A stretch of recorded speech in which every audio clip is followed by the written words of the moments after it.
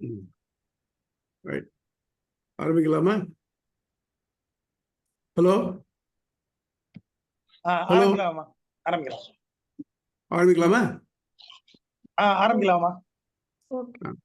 ஸ்ரீசைலே சதயா பாத்திரம் தீபக்தியாதி குணார்ணவம் யதீந்திர பிரவணம் வந்தே ரம்யஜா மாதரம் முனிம் லக்ஷ்மீநாத சமாரம்பாம் நாத யாமுன மத்தியமாம் அஸ்மதாச்சாரிய பர்யந்தாம் வந்தே குரு பரம்பராம் நித்யம் அச்சுதபதாம் யுக்மருக்ம யமோகதஸ்ததிதராணி திருநாயவேனே அஸ்மத் குரோர் பகவதோஸ்ய தேகி சிந்தோ ராமாஸ்ய சரணம் சரணம் பிரவத்யே மாதா பிதா யுவதயஸ்தனயா விபூதி சர்வம் யதே நியமேன மதன்மயானாம் ஆத்யஸ்ய நः குலபதே பௌளாவிராமம் ஸ்ரீமத் ததங்கிரிவலம் பிரணமாமி மூர்த்தனா போதம் சரஸ்ய மகதாக்ய பட்டநாத ஸ்ரீ பக்திசார குலசேகர யோகிவாகன் தாங்கிரேணு பரகால ஈந்திரமிஷாம் சிவத் பராங்குசமுனி பிரணதோஸ்மி நித்யம். அந்த அந்த 3 ஸ்லோகம். அகில புவனஸ்த ஜன்மஸ்தேம பங்காதி லீலே வினத விவித பூத பிராத ரக்ஷைக தீக்ஷே சுதி சிரசி விதீப்தே பிரம்மணி ஸ்ரீனிவாசே பவது மம பரஸ்மின் சேமுஷி பக்தி ரூபா பாராச்சரிய வச்சசுதாம் உபனிஷத் துக்தாப்தி மத்யோத்ருதாம் சம்சாராக்னி விதீவன வியபகத பிராணாத்ம சஞ்சீவனி பூர்வாச்சாரிய சுரக்ஷிதாம் பகுமதி வியாகாத தூரஸ்திதாம் ஆனீதாம் நிஜாட்சரை சுமனசா பௌமா பிபத்வந்தியகம் தஸ்மை ராமானுஜார்யாய நம பரமயோகினே யஸ்ருதி ஸ்மிருதி சூத்ராணாம் அந்தர்ஜ்வரம் அசீசமது. இது ஒவ்வொரு கிளாஸுக்கும் மாறிட்டு இருக்குமா? அது ஐடி. ஆமா ஆமா. இது ஒண்ணு இல்லாம இது உங்களுக்கு அந்த லிங்க் அனுப்பிடுவோம். அதை கிளிக் பண்ணிட்டா போறோம். அந்த லிங்கை கிளிக் பண்ணா கனெக்ட் ஆயிடும். அவ்வளவுதான். போன்ல கிளிக் பண்ணா இங்க ஆகுமா? இல்ல, உங்களுக்கு மெயில்ல அனுப்பிடலாமா? ஒவ்வொரு முறையும் மெயில்ல அனுப்பிட்டு அதை கிளிக் பண்ணா கனெக்ட் ஆயிடும். சுவாமி எனக்கு அது தெரியல. நாங்களும் அப்படிதான் லிங்க் அனுப்பினதை கிளிக் பண்ணோம், நேரா வந்துட்டோம். அது ஈஸி தான். உங்களுக்கு வாட்ஸ்அப்ல வரும் லிங்க், அந்த லிங்கை கிளிக் பண்ணிட்டு அது முடிஞ்ச உடனே நான் பேசுறேன். வாட்ஸ்அப்ல லிங்க் கிளிக் பண்ணாக்க இதுல வந்துருமா? இல்லம்மா, இல்ல நான் சொல்லலாம். அது வெப் வாட்ஸ்அப் போட்டோம் சார், அதை நம்ம அப்புறமா சொல்லலாம். சரி, இன்னைக்கு கிளாஸ் நடந்துக்கிட்டோம், அப்புறம் டீட்டெயில பேப்போம். ஏன்னா எனக்கு my knowledge of these electronic instruments is zero. அதனால இது முடிஞ்ச உடனே அப்புறம் டீட்டெயில பேசிக்கலாம். அதை பத்தி ஆரம்பிப்போமா? சரி சரி. இப்போ முதல்ல சில பேருக்கு இங்க உங்க நடந்த உரையாடலை பார்த்தால் தோன்றது என்னன்னாக்க, இது என்னவோ ஒரு வைஷ்ணவத்தை ப்ரீச் பண்றதா நினைக்கிற பாருங்க சில பேர். அப்படி இல்லை. நம்ம ஒரு சாஸ்திரம் ஆரம்பிக்கிறதுக்கு முன்னால அதுக்குள்ள பிரேயர்ஸை நம்ம சொல்லி ஆகணும். விசிஷ்டாத்வைதத்துக்கு முக்கியமான பிரேயர் இந்த ஸ்ரீசைலேசையா பார்த்து நான் சொல்லேன்னா அது முதல் இது. அப்புறம் இந்த ஸ்ரீபாஷ்யம் நூலுக்கு உள்ள தனியன்கள் இந்த 3. இந்த 3ல கடைசி இருப்பாங்க. தஸ்மை ராமானுஜாரியாய் நம பதவி யோகினே யஸ்வதி ஸ்மிருசூத்ரானாம் அந்தர்ஜலம் அசீசமது அப்படிங்கிறத நம்ம முடியச்சே சொல்லணும். அதை புரியுறதா? அதுதான். அப்பார்ட் ஃப்ரம் தட், இந்த ஸ்ரீபாஷ்யம் படிக்கிறதுனால என்ன உபயோகம் என்னன்னு தெரிஞ்சுக்கிறதுக்கு கூட நம்ம 10th மட்டும் எல்லா சப்ஜெக்டும் படித்தோம். ஒருத்தர் பெரிய அக்கௌண்டண்டாக போகிறார், ஆனால் அவர் சயின்ஸ் படித்தார். ஆனால் ஒருத்தர் சயின்ஸில் போகிறார், அவரும் சோஷியல் ஸ்டடீஸ் படித்தார். அந்த மாதிரி இதெல்லாம் தெரிஞ்சுக்கிறதுக்காக, பிலாசபியில் தெரிஞ்சுக்கிறதுக்காக ஏற்பட்டது இந்த ஸ்ரீபாஷ்யம். அது மட்டும் இல்லாமல் இப்போ இந்த உங்கள் கையில் இருக்கிற புக் இருக்கே, இதை சொல்ல போனாக்க விசிஷ்டாத்வைதத்தில் ஒரு எல்கேஜி. இதை நீங்கள் தெரிஞ்சுட்டு உங்கள் லைஃப்பில் உபயோகப்படுத்த முடிஞ்சால் உபயோகப்படுத்திங்கோ. இன்னொன்றும் என்னுடைய ஹம்பிள் ரிக்வஸ்ட் என்னன்னாக்க, யார் எந்தெந்த சம்பிரதாயத்தில் இருக்கோ அந்த சம்பிரதாயத்தை ஃபுல்லாக ஃபாலோ பண்ணுங்க. பட் அனதர் திங், இன்னொரு சம்பிரதாயத்தை தெரிஞ்சுக்கோ. தெரிஞ்சுட்டீங்கன்னாக்க இதெல்லாம் என்ன ஒற்றுமை வேற்றுமை என்ன இருக்குன்னு நமக்கு தெரியும். நமக்கு புரியுறதா? அதனால இதை முதல்ல பொறுத்த மட்டும் இது ஏதோ ஒரு பர்டிகுலர் ஒரு சமயம் ஒரு மதத்துக்கு உள்ளதுன்னு வச்ச வேண்டாம். இது எல்லாம் தெரிஞ்சுக்கணுங்கிறது அதை தெரிஞ்சுக்கோ. புரியுறதா? அது மட்டும் இல்லாமல் இந்த புக் எழுதுறதுக்கே நான் 2-3 புக்கை ரெஃபர் பண்ண வேண்டியது. முன்னாள் ஹிரியன்னான்னு ஒருத்தர் அவுட்லைன்ஸ் ஆஃப் இந்தியன் ஃபிலாசபின்னு போட்டிருந்தார். அதில் எல்லா ஃபிலாசபியும் இருக்குது, இன்க்ளூடிங் பௌத்தம், கிறிஸ்டியன், முஸ்லீம், இஸ்லாம் எல்லாம் இருக்குது. எல்லாத்தையும் பார்த்து தான் போட்டிருக்கேன். அதனால இந்த முதல்ல அது தெரிஞ்சுக்கணுங்கிறத தெரிஞ்சுக்கோ. புரியுறதா? ரைட். அப்புறம் இது மட்டும் படிச்சது சந்தேகங்கள் ஏதாவது உண்டா? அதை முதல்ல கேட்டிருக்கோம்.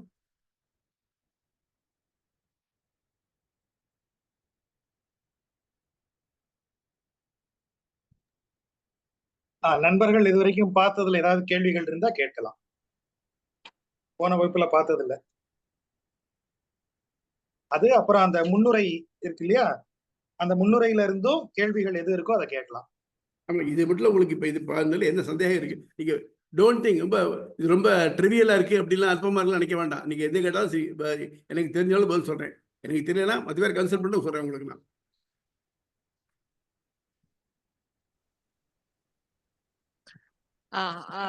ஒரு இது நீங்க போன தடவை கிளாஸ் சொல்லிட்டு இருக்கும்போது விசிஷ்டாத்வைதத்துல தான் துவைதமும் இருக்கு, விசிஷ்டாத்வைத இதுவும் இருக்கு, அத்வைதமும் இருக்கு, விசிஷ்டாத்வைதமும் இருக்கு, துவைதமும் இருக்கு. ஆமா அப்படின்னு ஒரு லைன் வந்தது. எப்படி இது வந்து அத்வைதமும் இதுல இருக்கும்? அதான் இதுக்கு பேரே விசிஷ்ட அத்வைதம் தான்.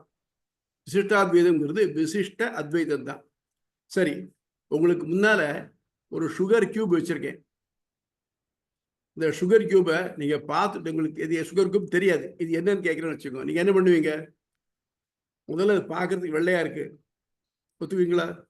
ரைட். தொடைய பார்த்தா சொர சொராட்டு இருக்கு. மூணாவது முகந்து பார்த்தா தனியா வாசனை ஒன்றும் தெரியல, ஆனா அதுலேருந்து உடச்சி வாயில போட்டால் இனிப்பா இருக்கு. சரிதானே? இப்போ உங்களுக்கு முன்னால வைக்கப்பட்ட ஒரு பொருள் பார்க்கறதுக்கு வெள்ளையா இருக்கு, தொடர்றதுக்கு சொரசொரப்பா இருக்கு, வாசனை எதுவும் இல்லை, சாப்பிட்டா இனிப்பா இருக்கு. புரியுதா? இதெல்லாம் இந்த குணங்கள் எல்லாம் அது உள்ள இருக்கா இல்லையா? அதே மாதிரி ஒரே பொருள்ல ஒன்றுக்கு மேற்பட்ட குணங்கள் இருக்க முடியுமா, முடியாதா? இருக்க முடியும். அப்படி இருக்கச்சு ஒன்னு பொருளாகவும் இன்னொன்னு குணமாகவும் இருக்க முடியும். எப்பவுமே ரெண்டு பெயர்ச்சொல் சேர்ந்ததுனாக்க ஒன்றுக்கு ஒன்று குணமா இருக்கும், ஒன்று பொருளா இருக்கும், இன்னொன்று குணமா இருக்கும். அதான் முன்னாலே சொன்னேன், பொற்குடம் சொல்றச்சே நீங்க அது பொண்ணு பார்த்தீங்கன்னா குடம் தெரியாது, குடம்னு பார்த்தீங்கன்னா பொன் தெரியாது. விசிஷ்ட அத்வைதத்துல பிரம்மம் ஒண்ணுதான், அத்வைதம் ஒண்ணுதான், பிரம்மம் ஒண்ணுதான். ஆனா விசிஷ்டம் அது குணத்தோடு கூடியது. இது எந்த வகையில அத்வைதத்தில் மாறுபடுறதுனாக்க, அத்வைதத்தில்னு சொல்றனாக்க அசேஷ விசேஷ ரகிதம் பிரம்மைவ சத்தியம் ஜெகன் மித்யா அப்படிங்கிறார் ஆதிசங்கர பகவத்பாதர். அது குணங்களும் கிடையாது. அவர் சொல்றாங்க ஒரு பொருள் குணம்னு சொல்லியாச்சுனாக்க அது குணம்ங்கிறது பொருள் வேறுபட்டது, அப்ப ரெண்டாயிடுறது, ஆகவே ரெண்டு இருக்க முடியாது அப்படிங்கிறார். இல்லை இல்லை, ஒரே இடத்துல ஒன்றுக்கு மேற்பட்ட குணங்களோட கூடிய ஒரு பொருள் இருக்க முடியும். உதாரணமா ஒருத்தர் பேர் ராமசாமின்னு பேர் வச்சுக்குவோம். அவர் நெட்டையா, குண்டா, நல்லா பாடக்கூடியவரா இருக்காருன்னு வச்சுக்குவோம். இது மூணு குணங்கள் அவருக்கு இருக்க முடியும். பாடகர்னு பார்த்தீங்கன்னா நல்லா பாடுவாரே அவர், பாடகரா அப்படின்னு கேட்பேன். இல்லை நெட்டையா இருப்பார் அவரா, சகப்பா இருக்காரு அவரா, இந்த எல்லா குணங்களும் சேர்ந்து ஒருத்தர் தான் குறிக்கிறது. இந்த குறிப்பு வந்து ஒருத்தர் அவரை மட்டும்தான் குறிக்கும். எதெல்லாம் அவர் விட்டு பிரிக்க முடியாத குணமோ அது எல்லாத்தையும் நம்ம அவர்களோட சேர்த்து குணமாக தான் எடுத்துக்கிறோம். அதே மாதிரி இந்த பிரம்மத்துல இந்த உலகும் உயிரும் பிரிக்க முடியாது ஒட்டின்னு இருக்கு. உதாரணமா கடவுள் அப்படின்னு சொல்றோம் இல்லையா, அந்த வார்த்தையில முதல் எழுத்து எது? கா. காங்கிற எத்தனை எழுத்து? இக்கு பிளஸ் ஆ, அப்படி பிரிச்சுக்கலாமா? இக்கு பிளஸ் ஆ. ஆனா எழுத்து ஒண்ணுதான். எழுத்து ஒரு கேரக்டர் ஒண்ணுதான், எழுத்துங்கிறது ஒண்ணுதான், காதான் இருக்கு அதுல. ஆனா இக்கு பிளஸ் ஆன் இருக்கு இல்லையா, அதுல இந்த ஆ தெரியுறதோ? அது கா ஆகும்போது உள்ள போயிடுறது. உள்ள போயிடுது. அது என்ன மேல இந்த புள்ளி இல்லாம போயிடுது, அவ்வளவுதான். காங்கிறதுல இக்கு பிளஸ் ஆ அப்படின்னு வருது, அதுல கா தான் தெரியறது, ஆ தெரியல. அதே மாதிரி நம்ம உடம்புல உயிர்னு இருக்கு, அது தெரியாது, தெரியக்கூடியது மெய். இதுதான் முன்னாள் தமிழர்கள் கரெக்டா கண்டுபிடிச்சிருக்காங்க. இதெல்லாம் மெய் எழுத்து, வெறும் மெய் தான். அதுல இந்த உயிர் சேர்ந்தாக்க மெய் தான் தெரிவது, வந்து உயிர் தெரியாது. எந்த எழுத்தோன்னு எடுத்துங்க.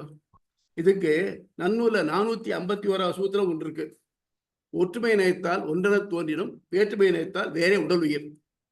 தமிழ்நாட்டில் சங்க காலத்திலிருந்து வழங்கி வரக்கூடிய ஒன்றும் இந்த உயிர் உடல் தொடர்பு, இந்த மூணு தத்துவம் தான்.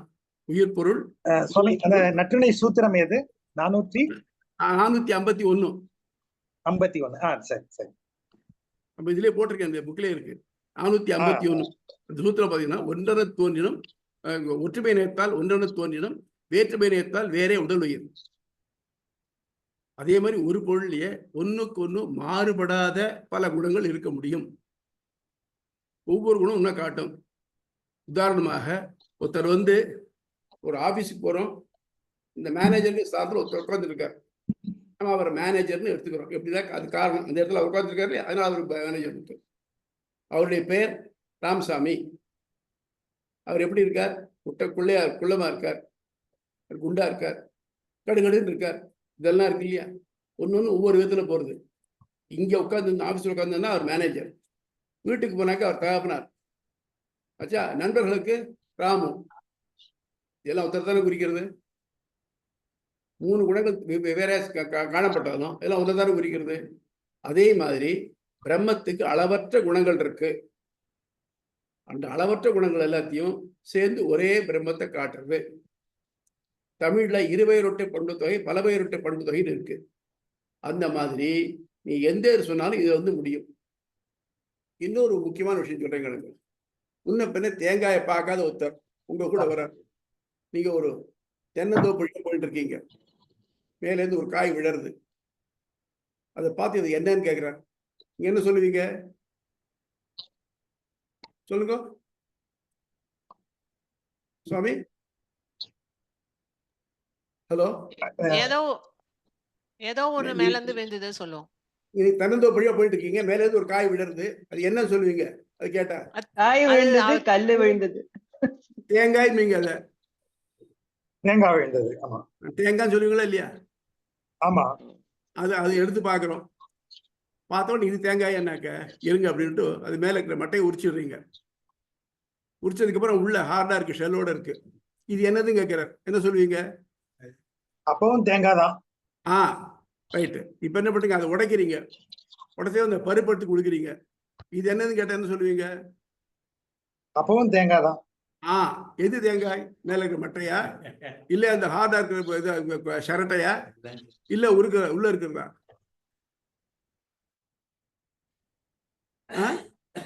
மூணுமே தேங்காய் தான், தனித்தனியா இருந்தாலும் தேங்காய் தான். மூணும் தேங்காய் இல்ல, உள்ள இருக்க பருப்பு தான் தேங்காய். உள்ள பருப்பு இருக்கிறதுனால அதுக்கெல்லாம் தேங்காய்னு பேரு. அதான் மெய்ப்பொருள். எப்பொருள் யார் யார் வாய்க்கப்படும் அது மெய்ப்பொருள் காண்பது அறிவு. அதை ஒண்ணு பிரிச்சுனே பண்ணணும் தான் தெரியும். தனியா இருந்ததுனாக்க இது தென்னை மட்டை, உரிமட்டை, இதை தேங்காய் கொட்டா வச்சுப்போம், இது தேங்காய், இது தேங்காய். புரியுறதா? அதே மாதிரி தான் நம்முடைய கான்செப்ட். இந்த விசிஷ்டாத்வைத கான்செப்ட் என்னன்னாக்க எல்லா பொருளுக்கும் உயிர் உண்டு. உயிருக்கு உணரும் தன்மை. உணரும் தன்மை சிலருக்கு வியக்தமா இருக்கு, சிலருக்கு இல்லை. அந்த மாதிரி இருக்குதான். அதனால எல்லா பொருளையும் மேல நம்ம கண்ணுக்கு காணப்படக்கூடிய ஒரு பொருள், முதல்ல ஜட பொருள், அது கண்ணால காண முடியும். அதுக்கு உள்ள இருக்கக்கூடிய உயிர், அதுக்குள்ள இருக்கக்கூடிய பரமாத்மா. இந்த பரமாத்மாவுடைய யார் ஒருவன் மெய்ப்பொருளா அந்த பரமாத்மாவை பார்க்கிறானோ அவனுக்கு மேல இருக்கிறது தெரியாது. இதைத்தான் பகவத்கீதையில சொல்றாருங்க. என்னன்னாக்க வித்யா வினயசம்பன்னே பிராமணே கவிஹஸ்தினி சுனீச்ச சௌபாகியச்சைவ பண்டிதா சமதர்சினகான்னு வெவ்வேறே சொல்றாரு, பேரு பேரா. வித்யா வினயசம்பன்னே பிராமணே, அண்ணா படிச்சு அல்ல இதோட கேரக்டரோட கூடிய ஒரு பிராமணன். கவி இது குரங்கு, ஹஸ்தினி. கவினா மாடு, ஹஸ்தினா யானை, சுனி நாய், சொபாகே நாயத்துக்கு கூடிய ஒருவன் சண்டாளன். இவ எல்லாரையும் பண்டிதர்கள் ஒன்றாகவே பார்க்கிறார்கள் அப்படின்னு அர்த்தம். இப்படி டிஃபரெண்டா சொல்லிட்டு ஒன்னா பார்க்கறான்னு அர்த்தம்.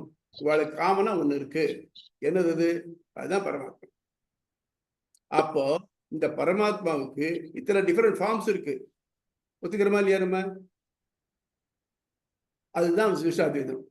எப்படி இருக்க முடியும்?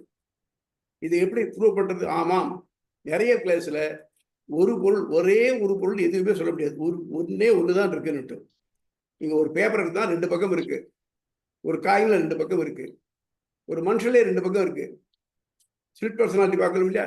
டாக்டர் ஜெக்கில் அண்ட் மிஸ்டர் ஹைட் மாதிரி. அதனால எல்லாத்துலயும் 2 இருக்கு, ஆனா 2 ஒரே பொருள் இருக்கு. இதுதான் விசிஷ்டாத்வைதம். புரியுதா? பதில் சொல்லுங்க. புரிஞ்சது சார், புரிஞ்சது. இல்ல, இது வந்து அத்வைத்தத்துக்கு துவைதத்துக்கு பிரிஞ்சிருக்குன்றது. அது அதுக்கு ஆமா, உடம்பு வேற, இது உயிர் வேற.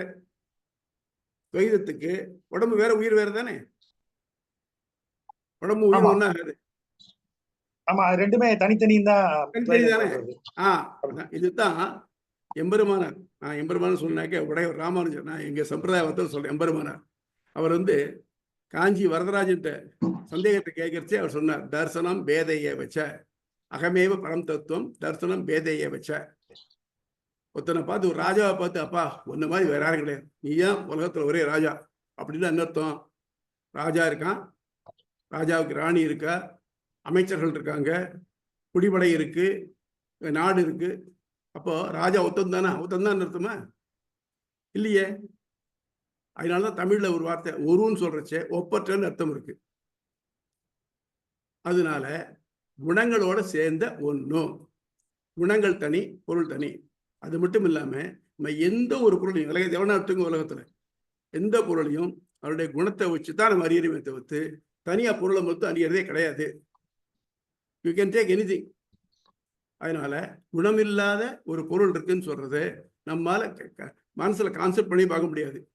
அப்படி குணமில்லாத பொருள் சொன்னோம்னாக்க, ஓஹோ குணமுள்ள பொருள் இருந்து வேறுபட்டு இன்னொரு குணம் உள்ளது அப்படின்னு தெரியணும். அவ்வளவுதானே ஒழிய குணமில்லாத பொருள் கிடையாது. இதுதான் மெயின் டிஃபரன்ஸ் அத்வைதத்துக்கும் விசிஷ்டாத்வைதத்துக்கும். சரியா? உள்ள போலாமா? ஒரே ஒரு டவுட். அப்படின்னா நிர்குணம் பரபிரம்மம்னு சொல்லும்போது அது அத்வைதத்தினுடைய பெர்ஸ்பெக்டிவா எடுத்துக்கிறோம். அப்போ சொல்றது என்ன பண்ணும், பொண்ணு தங்கமானவள் அப்படின்னாக்க தங்கன்னு அர்த்தம் இல்லை, நல்ல குணமுடையவள்னு அர்த்தம் உண்டா இல்லையா? அதே மாதிரி நிர்குணம்னாக்க தீய குணங்கள் இல்லாதது, நற்குணங்கள் மட்டும் உள்ளது. அதுதான் சொல்றச்சே நமக்கு அவன் சொல்றச்சு அகிலஹேய பிரத்யநீக கல்யாணேக தான ஸ்வேதர சமஸ்த வஸ்து விலக்ஷணானந்த, இந்த கண்டிஷன்ஸ் எல்லாம் போடுறோம். அகிலஹேயனா நமக்கு உலகத்தில் எத்தனை குணங்கள் பார்த்துருக்கோம், அதுல தாழ்ந்த குணங்கள் நிறைய இருக்கு. இந்த குணங்களுக்கு எதிர்த்தட்டான, ஏன்னா பிரம்மத்துடைய குணங்கள் என்ன நம்ம இது சொல்ல முடியாது.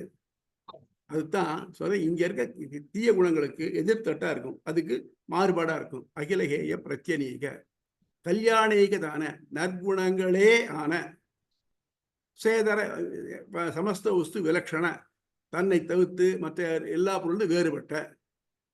இதுதான் பிரம்மத்துடைய டெஃபினேஷன் ஆஸ் பர் விசிஷ்டாத்வைதம். அதனால ஒரு பொருள் அப்ப தீய குணங்கள் தீய குணங்களை அப்ப படைத்ததும் அவன் தானே. ஒரு நிமிஷம், அதுக்கு நம்ம என்ன பண்றோம்னாக்க, நீங்க ஒரு துப்பறிய நாவல கடைசி பக்கத்துக்கு போகாதீங்க, ஒரு ஆரம்பிக்க போறோம். தீ குணங்கள் ஏன் வந்திருக்கு அதையும் சொல்ல போற அப்படின்னால. அதாவது இந்த இப்ப நான் சொல்லிடணும்னா, இது எப்படி ஹவ் இஸ் இட் பாசிபிள், இதுக்கு நிறைய அப்ஜெக்ஷன்ஸ் எல்லாம் வருது. இந்த அப்ஜெக்ஷன்ஸ் எல்லாம் பார்க்க போறோம். நம்ம தீ குணங்களும் அவன் தான் வருது. அதனால அதுக்கு எல்லாத்துக்கும் ஆன்சர் இருக்கு கம்ப்ளீட்டா.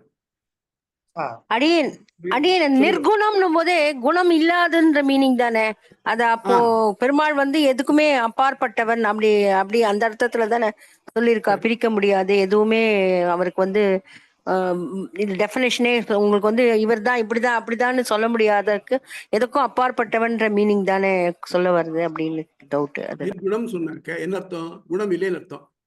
ஆக அவனை தவிர்த்து மத்தெல்லாம் குணம் இருக்குன்னு அர்த்தம். சரிதானே? புரியுது. நிர்குணம் சொன்னாக்க இவர் நிர்குணம் அப்படின்னு சொன்னாக்க மத்த பேர்லாம் குணமோட இருக்கான்னு அர்த்தம். சரியா? சரிதானே? இது புரியுது இல்லையா? அப்ப இவருக்கு மாறுபட்ட குணம் அவர்கிட்ட இருக்கு இல்லையா? இந்த குரூப்ல இருந்து மாறுபட்ட குணம் அவர்கிட்ட இருக்கு இல்லையா? நிர்குணம்ங்கிறது ஒரு குணம் தானே. நீங்க அவர் ஐடென்டிஃபை பண்றதே நிர்குணம். அப்ப அது ஒரு கம்பேரிட்டிவ் ஸ்டேட்மென்ட் தான் இல்லையா? ஆமா, நீங்க சொல்றச்சே என்ன பண்ணுனாக்க மற்றது மாதிரி இல்லை இல்லை நம்ம சொல்றச்சே என்ன பண்ண பரவாயில்ல, இது பரவாயில்ல அப்படின்னு சொன்னா என்ன அர்த்தம்? அப்படி ஒரு பொருளை பாக்குறீங்க, 4-5 பொருளை பாக்குறீங்க, அது ஒன்று செலக்ட் பண்றீங்க, இது பரவாயில்லை அப்படின்னு என்ன அர்த்தம்? அது அப்சல்யூட்லி மத்ததுக்கு இது எஸ் அதேதான். நிர்குணம் அந்த இதுல தான் வருது. நிர்குணம் நிரஞ்சனம் சொல்றச்சே ஏன் நிர்குணம்னாக்க, இப்போ நமக்கெல்லாம் குணம் இருக்கா இல்லையா? புத்தகத்துக்கு ஒரு குணம் இருக்கு இல்லையா? ஏன் இருக்கு? நம்முடைய கர்மாவால இருக்கு. அவனுக்கு அந்த கர்மா கிடையாது. இப்போ உடம்பு இருக்கு. உடம்புன்னு சொல்றது நீங்க என்ன பண்றீங்க? அதுக்கு நரம்பு, சதை, எலும்பு வகைராக்கள்லாம் இருக்கு. உயிருக்கு ஒன்றும் கிடையாது. உயிர்னு சொல்றதே அதுக்கு உடம்பு கிடையாது அப்படிங்கிறோம். உடம்புக்கு உள்ள குணங்கள் இருக்கு, அது உயிர் கிடையாது. உடம்ப கம்பேர் பண்றச்சே உயிர் நீர்குணம். சரியா? ஆமா. உயிர் மாறவே மாறல. நான் பிறந்த அன்னைக்கு என்ன உயிர் இருந்ததோ அதுதான் நான் சாரம் மட்டும் இருக்க போறது. ஆனா உடம்பு ஆமா. மாறிண்டே வருது. குழந்தையா இருக்கச்சு ஒரு ஷேப்பு, வாலிபனா இருக்கச்சு ஒரு ஷேப்பு, அப்புறம் வயோதிகனாச்சு ஒரு ஷேப்பு. அதே ஆமா. மாதிரி உயிரா இருக்கக்கூடிய அவனுக்கு மாறுதலே கிடையாது. அவனை வெட்ட முடியாது, நினைக்க முடியாது, எல்லாம் அப்ளிகபிள் கம்ப்ளீட்லி. ஆனால் இந்த உடம்பு இருக்கே, உடம்பு மாறிண்டே வருது. இதை வெட்ட முடியும், இது குணங்கள் இருக்கு, அது குணம் கிடையாது. அதான் நிர்குணம். புரியுதா? சரி. சரி. புரியுது. அப்புறம் சாமி, ஒரே ஒரே ஒரு கேள்வி. இது இந்த விசிஷ்டாத்வைதத்துக்கு நம்ம குணத்துடன் கூடிய இரண்டற்ற நிலை அப்படின்னு டிஃபைன் பண்ணிக்கிட்டோம் அப்படின்னா, துவைதம் அப்படின்றதுல வந்து அதுல வந்து குணமே வராதுங்களா? இப்ப அதுல எப்பயுமே நம்ம இரு பொருளா பிரிச்சு புரிஞ்சுக்கிறோம். ஆனா அதுல குணம் என்ற கான்செப்ட் வருங்களா வராதுங்களா? சாரி, துவைதத்தை பொறுத்த மட்டும் அப்படின்னு ஒரு விஷயம் முதல்ல 3 பேருக்குள்ள வித்தியாசம் சொல்லிடுறேன். அதை அப்படி நீங்க ஈஸியா புரிஞ்சுக்குவீங்க. சங்கரர் பிரம்மசூத்திரத்துக்கு பாஷ்யம் எழுதச்சேயே என்ன ஒரு முன்னால முன்னுரையில் என்ன எழுதியிருக்காருனாக்க, இந்த பிரம்மசூத்திரமானது அத்வைதம் பிரம்மம் ஒன்றே அப்படின்னு நான் ப்ரூவ் பண்றேன், அதுதான் சொல்றது, நான் ப்ரூவ் பண்றேன் எழுதியிருக்காரு. முதல்ல he has clearly stated that he is going to prove this. இப்போ கணக்கு படிச்சவாளுக்கு தெரியும், ட்ரிக்னாமெட்ரி அல்ஜிப்ரா படிச்சவாளுக்கு ப்ரூவ் திஸ்ன்னு கொடுப்பா ஒரு கணக்கு. சிலதாக கணக்கு கொடுத்து ஆன்சர் தனியாக வரும் நமக்கு. அப்படி இல்லாமல் prove this is equal to that அப்படின்னாக்க அந்த மாதிரி ஆரம்பிச்சுட்டாங்க. ஐ வில் ப்ரூவ் பிரம்மசூத்திரம் அத்வைதத்தை தான் சொல்றது அப்படின்னு. ஏன்னா அவர் மாண்டிக உபனிஷத்துல அவருடைய மாண்டிக காரிகையை படிச்சுட்டு அது வழி அவர் வந்திருக்காரு. So he was true to use that sense. அவருடைய முனைப்புக்கு சரியா இருந்திருக்காரு. ஆனா அவர் சொல்றச்சே ஃபார்ம்லெஸ் காட் இன்னார் மென்ஷன் பண்ணவே வேண்டாம், ஞானம்தான் அப்படின்னு அவர் சொல்லிட்டார். அவர் இருந்து போச்சு. ஆனா இந்த நம்ம சொன்ன பாருங்க நிர்குணம்னு, இந்த ஃபார்ம்லெஸ் காடை மனசுல இருத்தணும்னாக்க எப்படி முடியும்? தியானம் பண்ணா முடியும்னா. நீங்க யாராவது ஃபார்ம்லெஸ் திங்க் பண்ணி பாருங்க, முடியுமா? முடியாது. ஏதாவது ஒண்ணு முடியாது இல்லையா?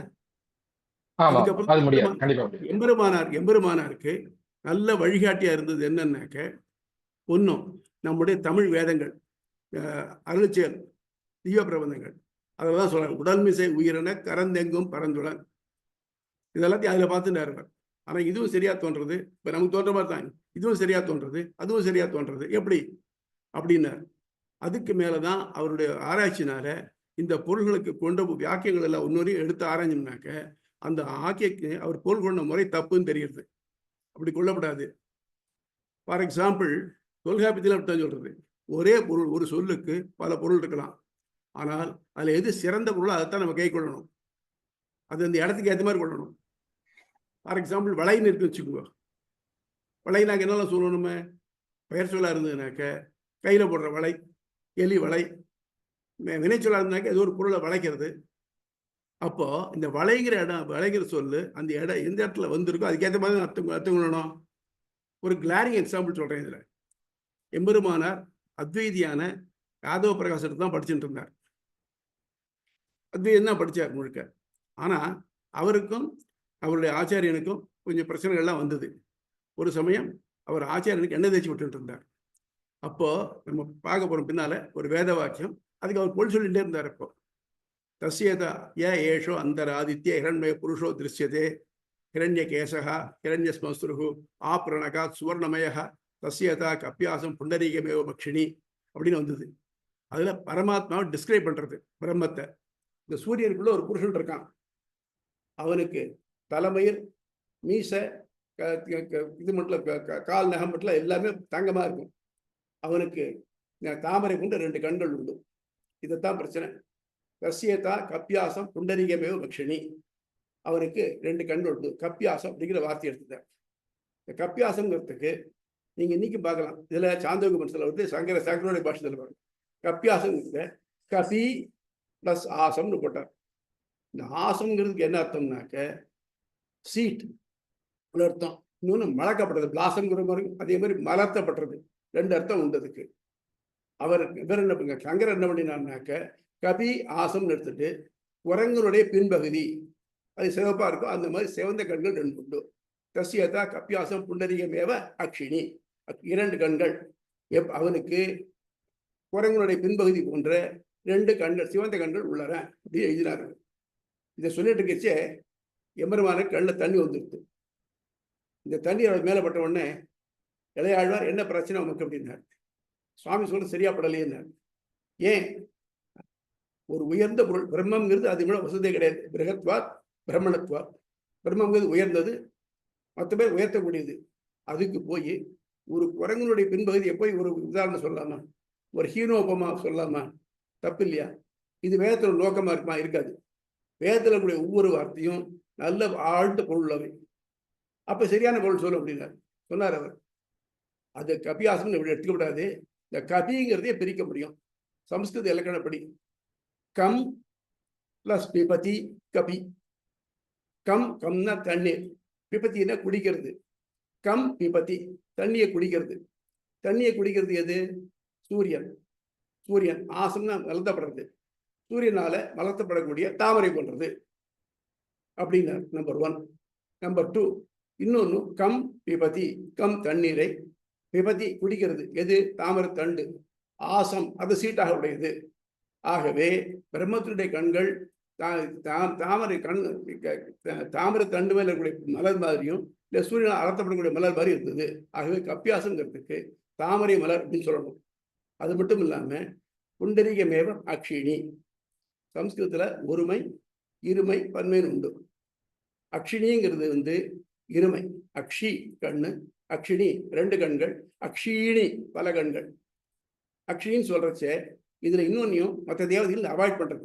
எப்படின்னாக்க 8 கண்ணுள்ள பிரம்மா இல்லை, 3 கண்ணுள்ள சிவன் இல்லை. அதே மாதிரி 2 கண் இருக்கு. ஆக மொத்தம் தஸ்யதா கப்பியாசம் புண்டரீகம அக்ஷினி அப்படின்னு சொல்றச்சே இது 2 கண்கள் உள்ள நாராயணனை தான் குறிக்கும் அப்படின்னு ஆரம்பிச்சு சொன்னார். புரியுதா? சம்ஸ்கிருதத்துல அந்த பொருள் சொல்ற முறையை பொறுத்தான் சரியா சொல்லணும். அது இல்லைன்னாக்க இதே மாதிரி தான் நிறைய விஷயத்துல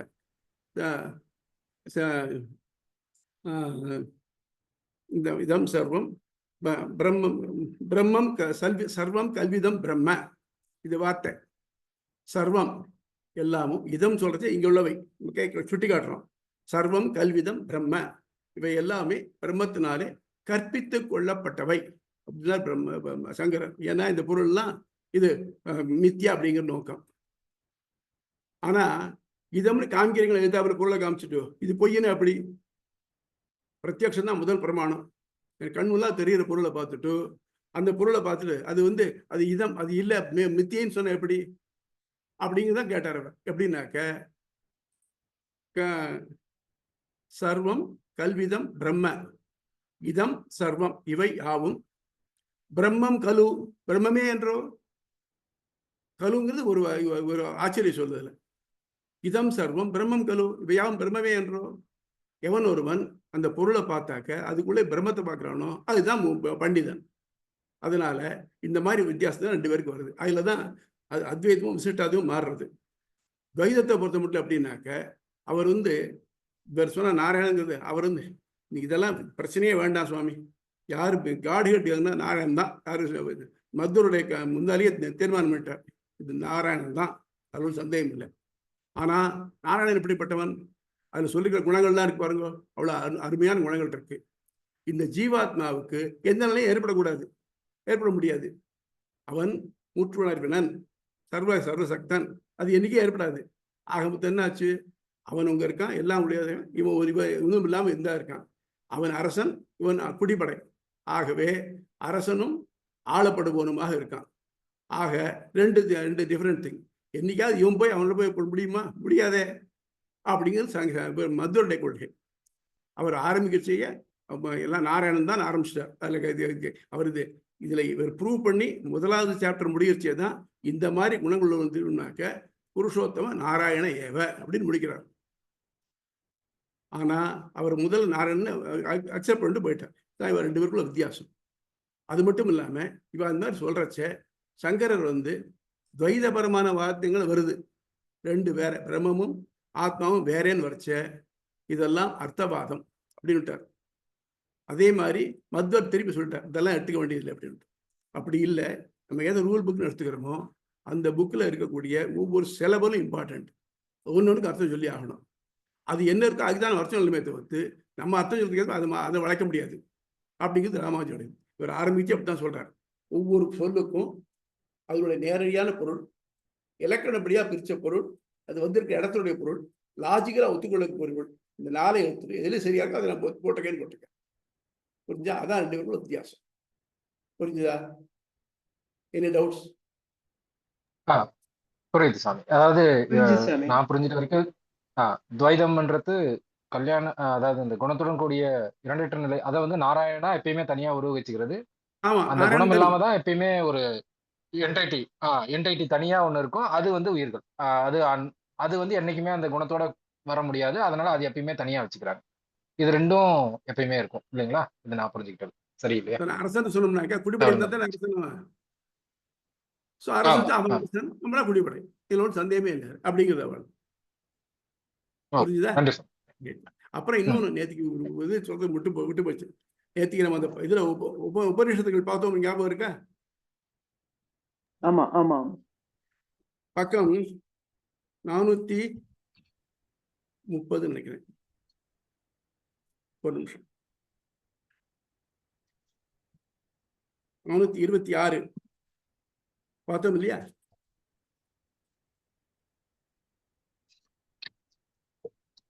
அதுல வந்து உபனிஷத்து பாருங்க, 426. அந்த உபனிஷத்து போட்டிருக்கு பாருங்க. உபனிஷத்துல இதுல நிறைய கான்ட்ரவர்சிஸ் இருக்கு. 108 உபனிஷத்து இருக்குன்னு சொல்றா. ஆனால் எல்லா உபனிஷத்தும் கிடைக்கல. இப்போ இந்த கிடைக்கிற உபனிஷத்துல இவ 3 ஆச்சாரியம், அது ஆதிசங்கர பகவத்பாதாள், ராமானுஜர், மத்வர் 3 பேர் எடுத்துட்டு 22 உபனிஷத்து எடுத்துட்டு இருக்கா. இந்த உபனிஷத்துல நமக்கு எந்தெந்த உபனிஷத்துல எங்கெங்க எடுத்திருக்காளோ அதனுடைய விளக்கம் தான் நம்ம பார்க்க போறோம் பின்னால. அந்த உபனிஷத்தின பேஸ் பண்ணி தான் இந்த அபசம்பிரதாயங்கள்லாம் வந்திருக்கு. எம்பெருமானார் இதை சொன்ன 428 இருக்கு பாருங்க. அதுல இருக்கக்கூடிய ஒவ்வொரு மதத்தையும் நல்லா டீப்பா படிச்சு விட்டு தான் அதுக்கப்புறம் தான் அவர் ஆன்சர் பண்ணிருக்காரு, அதோட ரிஃப்யூட் பண்ணிருக்காரு. அதை இதுக்கு ரொம்ப ரொம்ப கிளாரிங் எக்ஸாம்பிள் சொல்லணும்னாக்க, அடியனுடைய ஆச்சாரியன் இருக்காரு நரசிம்மாச்சார் சுவாமி. அவர் வந்து மயிலாப்பூர் இதுல சான்ஸ்கிரிட் காலேஜில் படிச்சுட்டு இருந்தார், விசிஷ்டாத்வைதம் படிச்சுட்டு இருந்தார். அவரோட கலீக்ஸ் அத்வைதம் படிக்கிற பாருங்க, அவளாம் நின்றுவாளாம். இவர் நம்ம பின்னால் பார்க்க போறோம். லகு சித்தாந்தம், லகு பூர்வபக்ஷம்னு. அதுல முதல்ல சங்கருடைய கொள்கையெல்லாம் எடுத்து கம்ப்ளீட்டா சொல்றார். எம்பெருமான் நான் சொல்றச்சேயே இவர் அத்வைதத்தை தான் சொல்றா போலுன்னு நினைக்கும். நம்ம அவ்வளவு கரெக்டா சொல்றார். அது எல்லாத்தையும் எடுத்துட்டு அப்புறம் கேட்டகாரிகளாக ஒன்னொன்னா மறுத்துன்னு வர்றார். அப்போ அவள்லாம் பரீட்சை எழுத போறச்சே இதை படிச்சுட்டு போகலாம், சௌரியமா இருக்குன்னுட்டு, ஜஸ்ட்மா இருக்குன்னுட்டு. அது மாதிரி ஒவ்வொரு மதத்தையுமே ஃபுல்லா படிச்சுட்டு அந்த ஒவ்வொரு மதத்துல ஒவ்வொரு இதை எடுத்து தனித்தனியா எடுத்து கேட்டகரியெல்லாம் மறுத்துடக்கூடியவர் எம்பெருமான். புரிஞ்சுங்களா? ஆக வேதத்துல ஒரு வார்த்தையாவது அர்த்தம் இல்லாது கிடையாது, எதையும் ஒன்று பண்ண முடியாது. ஒரு வார்த்தைக்கு பல அர்த்தங்கள் இருக்கலாம். பல அர்த்தங்கள் இருந்தாலும் அந்த இடத்துல எது ஒத்துக்க முடியுமோ அதை எடுத்துக்கணும். இருக்கிறது சிறப்பான பொருள் தான் சொல்லணும். அது வந்து உலகியலுக்கும் பொருந்துற மாதிரி இருக்கணும், லாஜிக்கலாகவும் பொருந்தணும். இந்த கான்செப்டோட தான் ஆரம்பிக்கிறார் இவர். இன்ஃபேக்ட் இது முன்ன குருகட்சி அப்படித்தான் சொல்றார். இந்த மாதிரி கான்செப்ட் தான் ஆரம்பிக்கணும். அது இல்லைன்னாக்க எழுதுறதுல பிரயோஜனம் இல்லை அப்படின்னு தான் இருக்கிறார். புரியுதா? சந்தேகங்கள்? ரைட். இப்போ பக்கம் 22 போவோமா? புக் ஆரம்பிப்போமா? ஆரம்பிக்கலாம். இன்னொன்று இதனுடைய லே அவுட் சொல்லிடுறேன். இந்த பிரம்மசூத்திரம்ங்கிறது ஆரம்பத்திலேருந்து கடைசி மட்டும் ஓரளவு க்ளோஸ் ஆடுற மாதிரி வரிசையா வந்துட்டு இருக்கு. அதுல இந்த அதிகரணமா பிரிக்கிறது, அத்தியாயமா பிரிக்கிறத தவிர்த்து அதிகரணமா பிரிக்கிறதுலாம் அந்தந்த ஆச்சாரியர் தனியா பண்ணிட்டு இருக்கா. எம்பெருமானார் இங்கிருந்து 545 சூத்திரமா பண்ணினார். ஆதிசங்கர பகவத்பாதார் 555 சூத்திரமா பண்ணினார். ஏன்னா சில சூத்திரங்களை பண்ணியிருக்கார். இவர் மத்வர் வந்து 636 சூத்திரமா பண்ணியிருக்கார். அதே மாதிரி அதிகங்களும் வித்தியாசப்படுறது.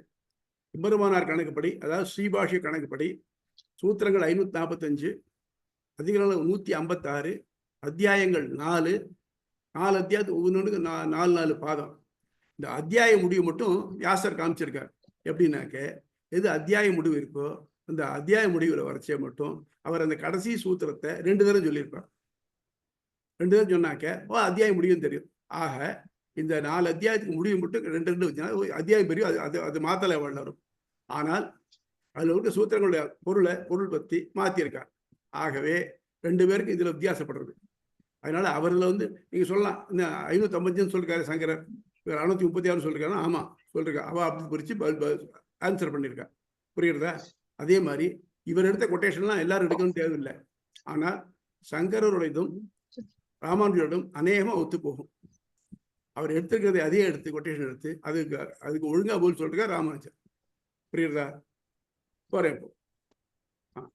அத்தியாயம் 1, காரணாத்தியாயம். உலகின் காரணம் பிரம்மே. அயோக விவச்சேத பாதகா அதிகரணம். யோகம்னா நிலை, இருப்பு. அயோகம் நிலையில், அதுக்கு ஏற்பட இயலாது. நல்ல யோகம் தான், நல்ல இந்த ஏற்பட்டிருக்கணும், ஏற்படாது. அயோக விவச்சேத பாதம்.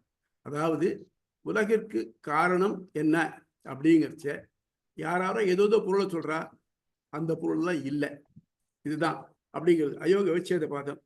அது காரணம் ஆக முடியாத சொற்களின் ஆய்வு. முதல்ல ஜிக்ஞாசாதிகரணம். ஜிக்ஞாசு அப்படின்னாக்க அறிய விரும்புபவன், அறிய செய்யும் ஆராய்ச்சி. முமுக்ஷுனா மோக்ஷம் இச்சு முமுக்ஷு, மோட்சத்தை விரும்புவன் முமுக்ஷு. சாப்பிட விரும்புவன் முமுக்ஷு.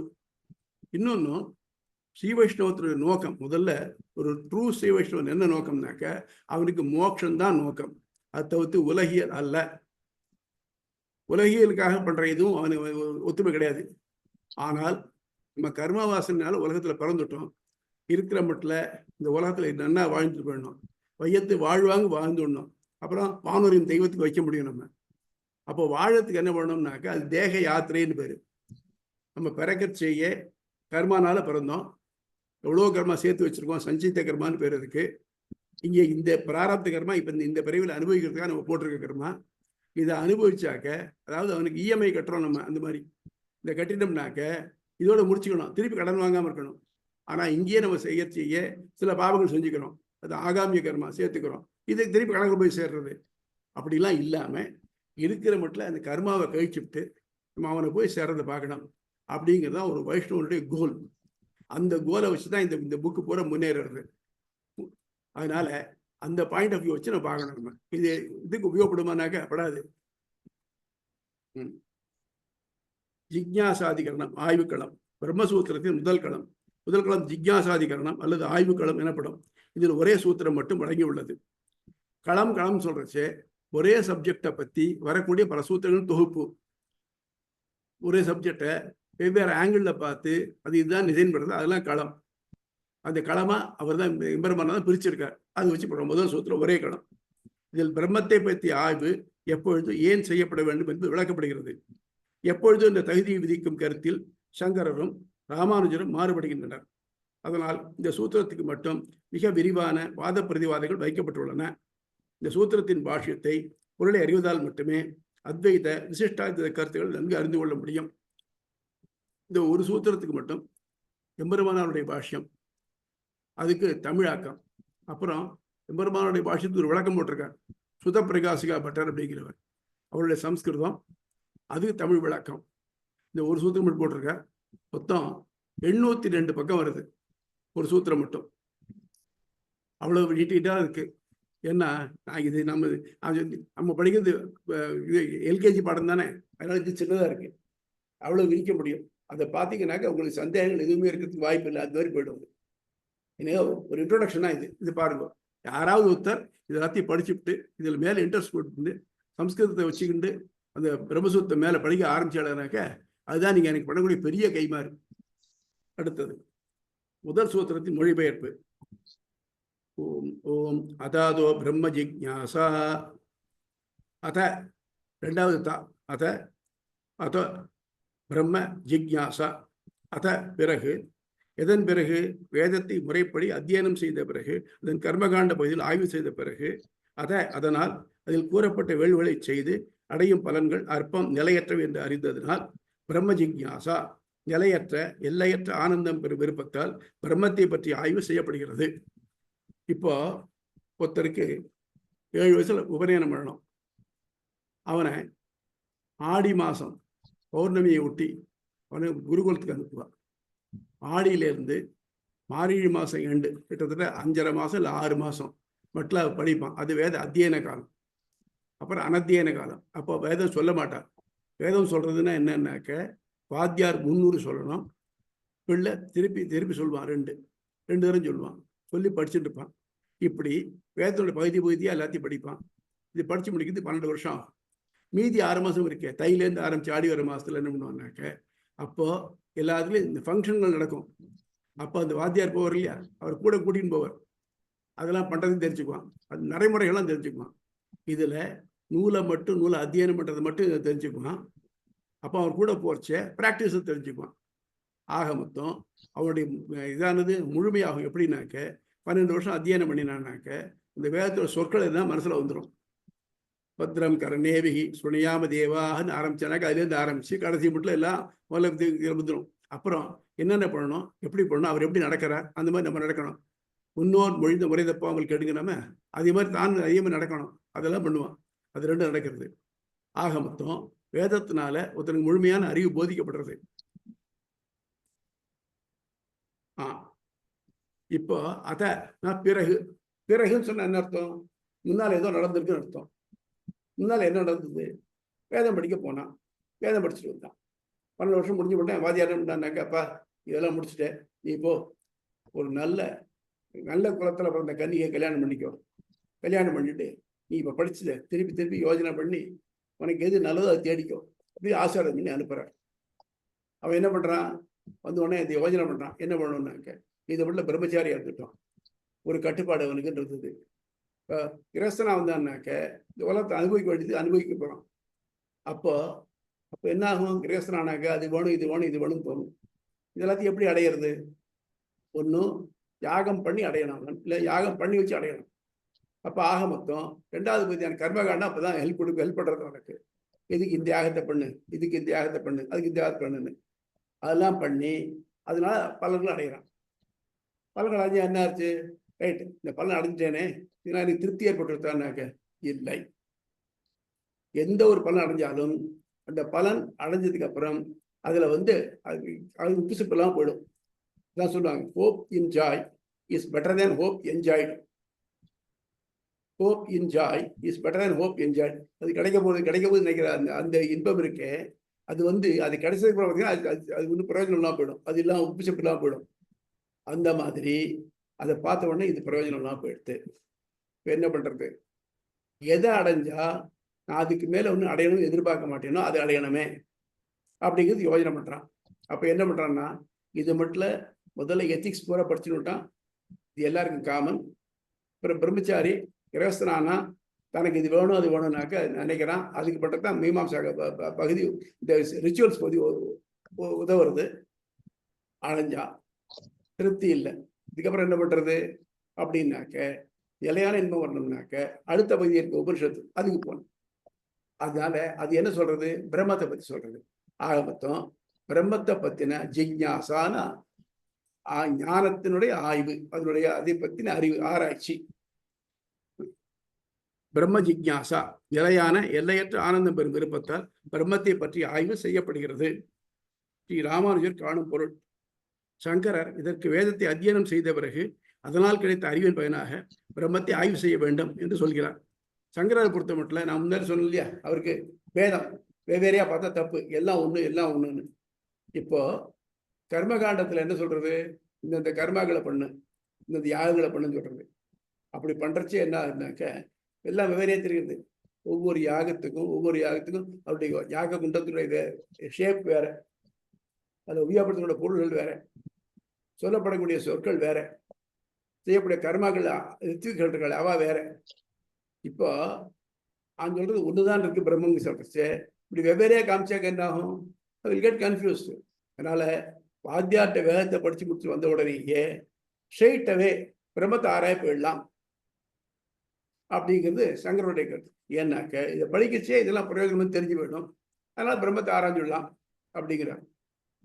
ராமானுஜர் கேட்கிறார், இந்த கர்மாவெல்லாம் வாத்தியாட்ட படிச்சு வந்த உடனே கர்மாவில் பிரயோஜனம் தெரிஞ்சு போடுனாக்க அதே மாதிரி பிரம்மம் தெரிஞ்சு போயிடுமே. இதை பண்ணி பார்த்துட்டு அதுக்கப்புறம் அது பிரயோஜனம் போனால் தானே முடியும். ட்ரையல் அண்ட் எரர் மெத்தடில் பட்டு தானே தெரியும் நமக்கு. இன்னைக்கு இருக்கிற சயின்டிஃபிக் இன்ஃபெக்ஷன்ஸ் எல்லாமே ட்ரையல் அண்ட் எரர் மெத்தட் தானே, பட்டு தான் தெரிஞ்சது நமக்கு. அது இல்லாமல் நான் படிச்ச உடனே நேராக சரியான பிரம்மத்தை ஆராய போயிடுறேன் அப்படின்னு போனாக்க எப்படி முடியும்? ஏன் முன்னால் பண்ணினியா? அது ஆகாது இல்லையா?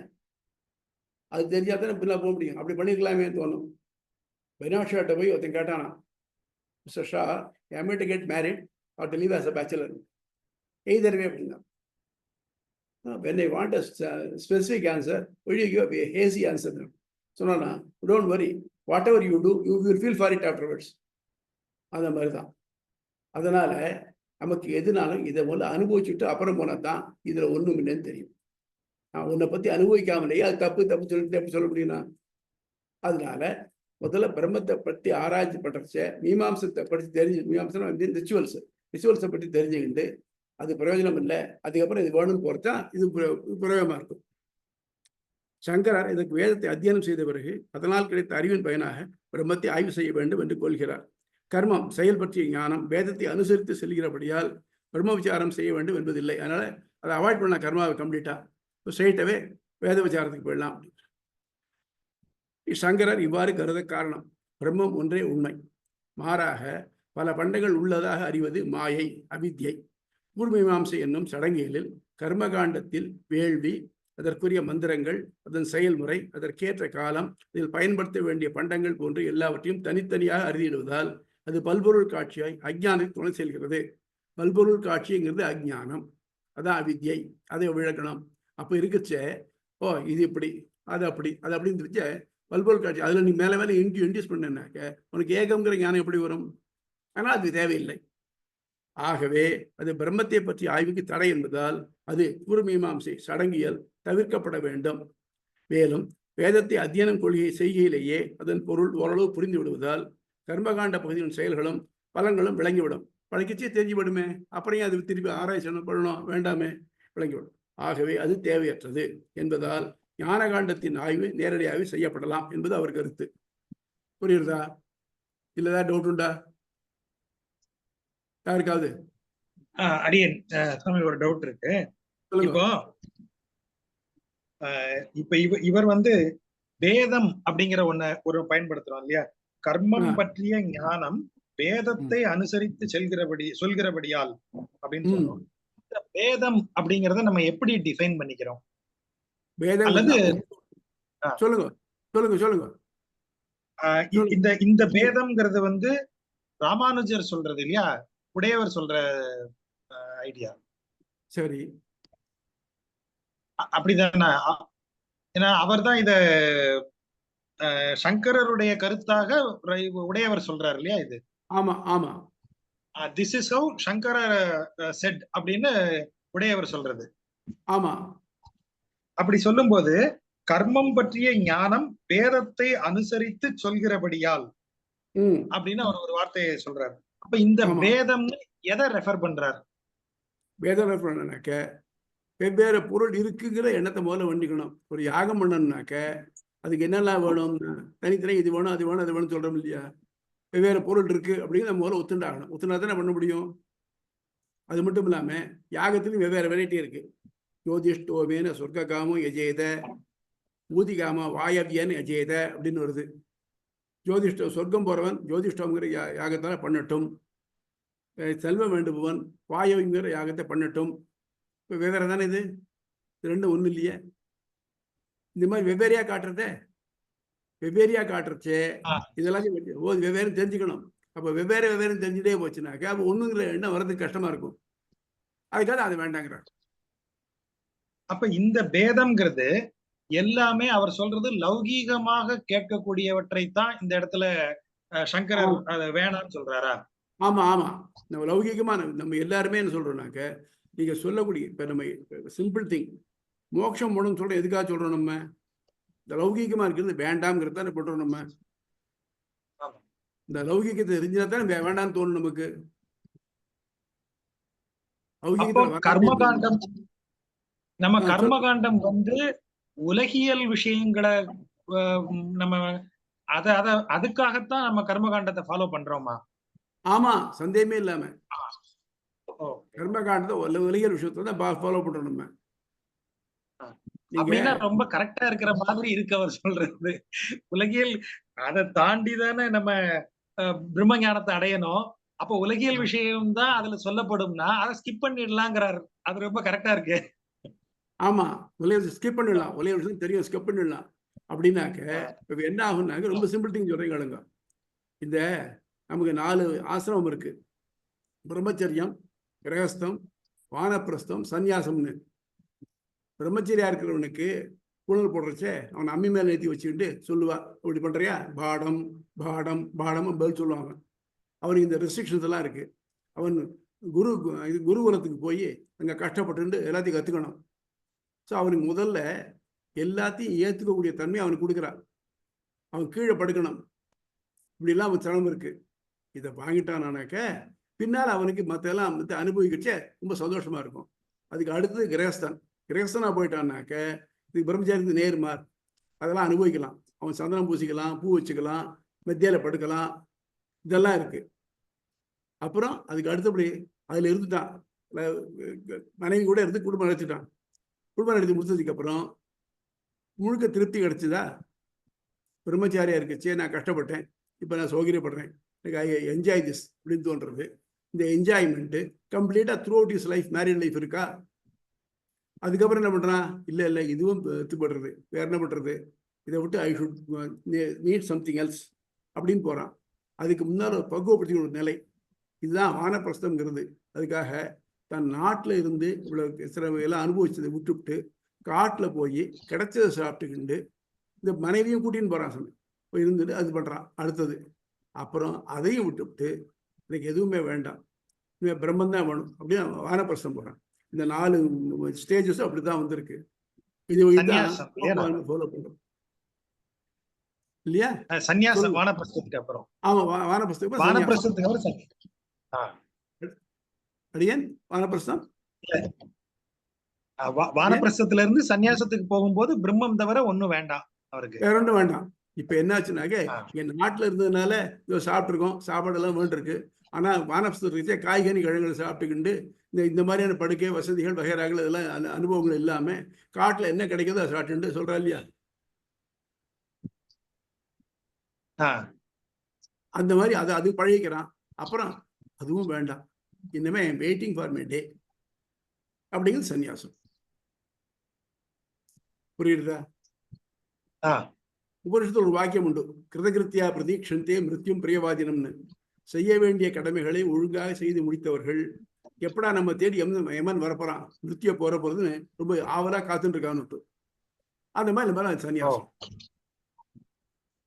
சன்னியாசி நெருப்பு தொடப்படாது, தான் தனக்கு பண்ணிக்கப்படாது, தான் தனக்குன்னு வேண்டிய களியே பண்ணிக்கப்படாது. என்ன கிடைக்கிறதோ சாப்பிடணும், அஜகரனா இருக்கணும். இப்படி வச்சுட்டு இருக்கணும் கையை, இந்த கையில என்ன விழுதோ சாப்பிடணும், அதுல குறை சொல்லப்படாது. இதெல்லாம் சன்னியாசிக்கு உண்டு. அது எப்போ வரும், இதெல்லாம் பட்டதானே வரும், படாட்ட வருமா? ஸ்ட்ரைட்டாவே இது பாடசாலை இது முடிச்ச உடனேயே அவன் நேரம் சன்னியாசி போயிட்டு போவனா முடியுமா? அப்புறம் இவருக்கு என்ன ஆகும், ஓ அது என்ன இருக்கும் போல் இருக்கே, இருக்கும்போது என்ன தோணுமோ தோணாத, மனசை முதல்ல கட்டுப்படுத்த வேண்டாம் சன்னியாசி. சுவாமிஜி, எனக்கு ஒரு கேள்வி இருக்கு. சொல்லுங்கம்மா. ஆனா இப்போ விவேகானந்தர் மாதிரி ஒருத்தர் நேரா சன்னியாசத்துக்கு வந்திருக்காரு இல்லையா? ஆமா, வந்திருக்கா. எத்தனை பேர் இருக்கா அந்த மாதிரி? எத்தனை பேர் இருக்கா சொல்லுங்க. ஓகே, சொல்லுங்க.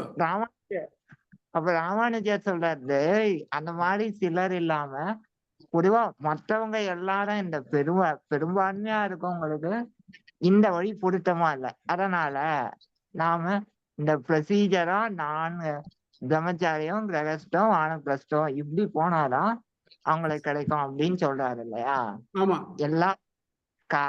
எல்லாருக்கும் உண்டான வழின்றது படிப்படியா போகாது.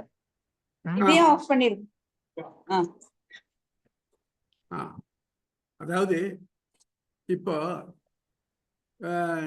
கர்மயோகத்தினால மோட்சம் போனவா அப்படின்னு ஆரம்பிச்சு பகவான் சொல்றார் பகவத்கீதையில. கர்மயோகம் தான் ஜனகன் மோட்சத்துக்கு போனான்னு சொல்றார்.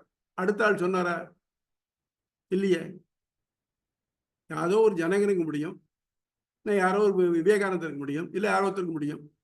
நம்ம நோக்கம் என்னன்னாக்க உலகத்துல எல்லாரும் மோட்சம் போன நினைக்கிறோம். அப்படி இருந்துச்சு எல்லாருக்கும் அப்படியே தான் சொல்லணும். அப்போ ஒருத்தருக்கு வந்து அப்படியே இருந்து ஃபார்முலாவாக அது ஃபார்முலாவாக ஆகணும்னாக்க எல்லாருக்கும் எல்லா இடத்துலையும் எப்படி அப்ளை பண்ணுற மாதிரி இருக்கணும். அதுதான் சொல்றாங்க. ஒரு ரேர் கேஸ் இருக்கலாம். நம்ம வைஷ்ணவ ஆச்சாரியர்கள்லையே பிளரோகாச்சாரியார், அவருடைய தம்பி அழகமான பெருமாள் நாயனார், இவ்வளவு பிரம்மச்சாரியும் இருந்து நைட்டிக் பிரம்மச்சாரியும் இருந்திருக்கார். ஆனால் மற்ற பேர்லாம் இருந்தால் தெரியலையே. ஏன் எம்பெருமானாரே கிரஸ்தனார் தானே சன்னியாசிக்கு போயிருக்காரு. அதனால இதுல விட்டுட்டு நேர போயாச்சுனாக்க மனுஷன் மனசு இருக்கு பாருங்க, அப்போ நம்ம அதில் ஏதோ இருக்கு போறதுக்கு நினைக்கும். ஏன் ஆதிசங்கர் பகவத் பாதார் கூட தான் கூடு விட்டு கூடு பாய்ஞ்சு இந்த இல்லற அனுபவத்தை அனுபவிச்சுட்டு தான் அப்புறம் போய் திருப்பி சொல்ல விட்டுருந்தது. அதனால இது ஸ்டேஜ் பை ஸ்டேஜ் போனாதான் நில நிற்குமே தவிர்த்து ஸ்ட்ரைட்டாகவே போனோம்னாக்க நிற்கிறது கஷ்டம். எல்லாராலையும் முடியாது. யாரோ ஒருத்தர் 2 பேராலும் முடியலாம். அது ஒரு எக்ஸப்ஷனல் கேஸை வந்து நம்ம ரூலில் ஆக்க முடியாது இல்லையா? புரியுது. அடியா இதற்கு ராமானுசர் கொள்ளும் கருத்து முன்பே விளக்கியபடி உயிரல் பண்டங்கள் உயிர்கள் யாவும் உண்மை. வேதம் என்பது எல்லா நோக்கர்களுக்கும் பொதுவானது. எல்லாருமே பிரம்மஜானம் அடைய விரும்புவோர் என கூற முடியாது. உலகியல் பலன்களையும் மறு உலகின் சொர்க்கமுள்ள பலன்களை விரும்புவோருக்கும் அதில் வழி கூறப்பட்டுள்ளது. இந்த முதல்ல கர்மகாண்டம் என்ன சொல்றதுனாக்க லோகத்தில் இது அடையணும் அதையும் நினைக்கிறவளுக்கும் இல்லை சொர்க்கம் போன நினைக்கிறவா அதுக்கும் வழி கூட்டுருக்கு. ஏன்னா வேத மாதான்னு பேரு. அது யாரெல்லாம் என்னென்ன விரும்பும் அது எல்லாத்தையும் வழிகாட்டுறது. பிரம்மஜானத்தை விரும்பும் ஒருவன் அந்த வழிகளை ஆய்ந்து சீர்தூக்கி பார்த்து இதுவே சிறந்தது என ஈடுபடுதல் வேண்டும் என்பதற்காக அதாவது பூர்வ மீமாம்சை சடங்கியல் அறிய வேண்டும். அதுதான் மீமாம்சை ஆராய்ச்சின்னே பேர். இதுக்கு பேரு பூர்வ மீமாம்சைன்னு சொல்றச்சே வெறும் வேதம்னு சொல்லலை, அது ஆராய்ச்சி. அதனால ஆராய்ச்சி பார்த்து இதை செஞ்சு பார்த்து ஆராய்ச்சி பார்க்கணும். என்ன பண்ணணும்? You do it practically. நம்ம என்ன பண்ணுறோம்? ப்ராக்டிக்கல்லாம் லேபரேட்டரி வந்து ப்ராக்டிக்கலாக பண்ணுறோமா இல்லையா? அதெல்லாம் பண்ணி பார்த்து தான் போகிறோம். இரண்டாவதாக வேதத்தில் கூறப்பட்டுள்ள சடங்குகளையும் ஒருவன் தனது நலத்துக்காக அல்லாமல் இறைப்படி பகவத் கைங்கரம் என்று கர்மயோகத்தில் செயல் வேண்டும். உதாரணமாக நித்திய கர்மானுஷ்டானங்கள், சந்தியாவந்தனம், தர்ப்பணம், சிராத்தம் முதலியவை வேதத்தில் ஒருவன் உயிருள்ளவரை செய்ய வேண்டும் விதித்திருப்பதால் பலன்கிறதால் செய்தல் வேண்டும். இதுவும் செயல் கர்மகாண்டத்தில் தான் வருது. அவன் நித்தியமாக பண்ணுறதுக்கு அவனுக்கு ஒரு பிராமணன் உபநயனம் பண்ணின யாராக இருந்தாலும் சரி, சந்தியாஹீனஹா அசுச்சிஹி சகல காரி அனர்ஹா, எவன் ஒருவன் சந்தியை விட்டானோ அவன் தீட்டுள்ளவன், வேற எந்த காரியத்துக்கும் லாயக்கு இல்லாதவன் அப்படின்னு சொல்றது. அதனால இது அதில் தான் சொல்லியிருக்கு. அது மட்டும் இல்லாமல் முன்னோர்களுக்கு பண்ண வேண்டிய படங்கள் இருக்கு பாருங்க. தர்ப்பணம், சிராத்தம் வகைராக்கள் அது பண்ணித்தானே ஆகணும். கல்யாணம், சீமந்தம் பண்ணணும், அதுவும் பண்ணித்தானே ஆகணும். இதெல்லாம் கர்மாண்டத்தை விதிச்சிருக்கு. இதைப்படி பண்ணாதான் அவருக்கு ஒரு இதான வரும். இதுக்கு தமிழில் இவர் பிள்ளலோகாச்சாரியார் எழுதின அஷ்டாதச ரகசியத்தில் சொல்லியிருக்காரு. சர்வதர்மான் பரித்தியச்ச மாமேகம் சரணம் பிரஜ அகம்தா சர்வபாபேபியோ மோட்ச இஷ்யாமி மாசுச்சகா அப்படின்னு சொல்லிட்டு நீ கர்மயோகம், ஞானயோகம், பக்தியோகம் எல்லாத்தையும் விட்டுடு, இந்த சரணாகதி பண்ணு போடுன்னு சொல்றானே. அப்போ இதெல்லாம் கர்மாவில் வருது, இதெல்லாம் விட்டுடலாமான்னு ஒருத்த கேள்வி. விடப்படாது, செய்யணும். ஏன் செய்யணும் அப்படின்னாக்க நேரம் இதெல்லாத்தையும் விட்டு அதுக்கு போறேன்னு சொன்னாக்க மனசு அலபாயும். அதை ஒழுங்குபடுத்த எல்லாம் டிசிப்ளின் பண்ணுறோம். நம்ம குழந்தைகளை ஸ்கூலுக்கு அனுப்புகிறோம். எதுக்கு? பாடம் படிக்கிறதுக்கு, ஞானம் எடுத்துக்கிறதுக்கு. அதுக்கே யூனிஃபார்ம் போடணும். எந்த சட்டை போடணுமா, எந்த பேண்ட் போடணுமா தெரியுமா இல்லையா? அதில் ஒரு டிசிப்ளின் வேணும் இல்லையா? இந்த டிசிப்ளின் இருந்தால் தான் அவனால் அதை ஃபாலோ பண்ண முடியும். அது மட்டும் இல்லாமல் ஒரு சோல்ஜர் ரெக்ரூட் பண்ணுறது என்ன பண்ணுறான்? முதல்ல அவனை லெஃப்ட் ரைட் போட்டு பிராணம் வாங்கி விட்டுறான். 6 மாதத்துக்கு அவன் உண்டு இல்லைன்னு ஆயிடுறான். அப்புறம் தான் அவனுக்கு ரெகுலராக போகிறான். வார்ஃபீல்டு போய் லெஃப்ட் ரைட் போட்டுக்கு போகிறானா? இல்லையே. ஒரு ஒழுங்கு வேணும் இல்லையோ? அதுக்கு இது ஒரு அழகான உதாரணம் சொல்கிறார். இதெல்லாம் இவன் வந்து பிரம்மத்தை நோக்கி போனாலும் உலகத்தில் இருக்கிற மட்டும் உலகத்தில் செய்ய வேண்டிய கர்மாக்கள் செஞ்சுதான் ஆகணும். ஆறு உனக்கு வேணுங்கிறதுக்காக இல்லை, இது செஞ்சுதான் ஆகணும். அதாவது எந்த கர்மாக்களை செஞ்சால் புண்ணியம் கிடையாது, செய்யாட்டா பாபம் வருமோ அக்கறனே பிரத்யவாயம்னு பேரு. இதை செஞ்சுதான் ஆகணும். நம்ம தினம் குளிச்சுதான் ஆகணும். தேவையில்லாமல் நமக்கு நாரிப்படும் உடம்பு. அது மாதிரி இதெல்லாம் செஞ்சுதான் ஆகணும். அப்படியே கர்மா நீ செஞ்சுதான் செய்ய விடக்கூடாது. அது என்ன ஆகும்? பண்ணலைன்னா உனக்கு பாபம் வந்து சேரும். அப்போ இது எதுக்குன்னாக்க கொண்டி பசுவுக்கு தடிகட்டி விடுவாரை போல. ஒரு பசு முரட்டு பசுவா இருக்கு, அதுக்காக கயிறு அறுத்துன்னு ஓடி போய்டுறது, அதை பிடிக்க முடியல. அதுக்கு என்ன பண்றா, நான் கழுத்துல ஒரு கட்டையை தொங்க விட்டுருப்பா, அது பூமியில வளைஞ்சுட்டே வரும், அது வேகமா ஓட முடியாது, நான் கால் இடிக்கும், அதை பிடிச்சிடுவான். அதுக்காக ஒன்றை இந்த ஒரு வழியில ஒழுங்குபடுத்துறதுக்காக இதெல்லாம் சொல்றான். முதல்ல யூனிஃபார்ம் போடுறது, இல்லை இதில் மிலிட்ரி ஒன்றா மார்ச் பாஸ் பண்ணுறது, இதெல்லாம் இருக்குனாக்க ஒரு டிசிப்ளின் கொண்டு வரதுக்காக. டிசிப்ளின் லைஃபாக இருந்தால் தான் உனக்கு மற்றதெல்லாம் சித்திக்கும். அதுக்காகத்தான் இதெல்லாம் சொல்கிறான். அதை தவிர்த்து தேவையில்லாத நீ பண்ண வேண்டாம், உனக்கு இது வேணும் அது வேணுங்க தான் பண்ண வேண்டாம். நீ இதை வந்து you discipline your self then follow this thing அப்படிங்கிறாரு. புரியுதா சுவாமி? புரியுதா? Any doubts? நமக்கு கொஞ்சம் ஒரு ஒரு ஆக்வர்டான ஒரு டவுட்டா ஒண்ணு கேட்கணும். கேளுங்க. டவுட்ல ஆக்வர்ட்லாம் கிடையாது, எல்லா டவுட் நல்ல டவுட் தான், சொல்லுங்க. இப்போ ஒருத்தர் வந்து அவருக்கு என்ன கர்மமோ அதை அவர் செய்யணும், அத பகவத் கைங்கரியமாக செய்யணும் அப்படிங்கிறது உடையவர் சொல். ஆமா. அப்ப இந்த இடத்துல சந்தியாவந்தனம், தர்ப்பணம், சிராத்தம் சொல்லும் போது இது அந்தனர் பிரிவுக்கு மட்டுமே உள்ள கர்மங்களா இருக்கே. அப்போ பிரம்மத்தை குறித்து ஆராயக்கூடியவர், பிரம்மத்தை குறித்து தெரிஞ்சுக்கணும்னு ஆசைப்படுற ஒருவர் அந்தனராக மட்டுமே இருக்கணுங்கிற மாதிரியான ஒரு ஒரு ஹிண்டா இது? சரி, இதுக்கு சொல்றேன். இந்த கர்மாக்கள் செய்து யாருக்கெல்லாம் உபநயனம் ஆயிட்டோ அவெல்லாம் பண்ணலாம். இந்த நேரம் மட்டும் இல்லை, அந்தனர், சத்திரியர், வைசியர் 3 பேருக்கு உண்டு, 3 பேரும் பண்ணணும். சரி, இது இல்லாத வாழ்க்கை என்ன அப்படின்னாக்க, இது இல்லாத ஒரு வழி இருக்கு. எம்எஸ் சுப்புலட்சுமி இருந்தாங்க இல்லையா, அவங்க யூனிவர்சிட்டி டாக்டர் தானே அவங்க? ஆமா. அவங்க எந்த காலேஜில் படிச்சாங்க?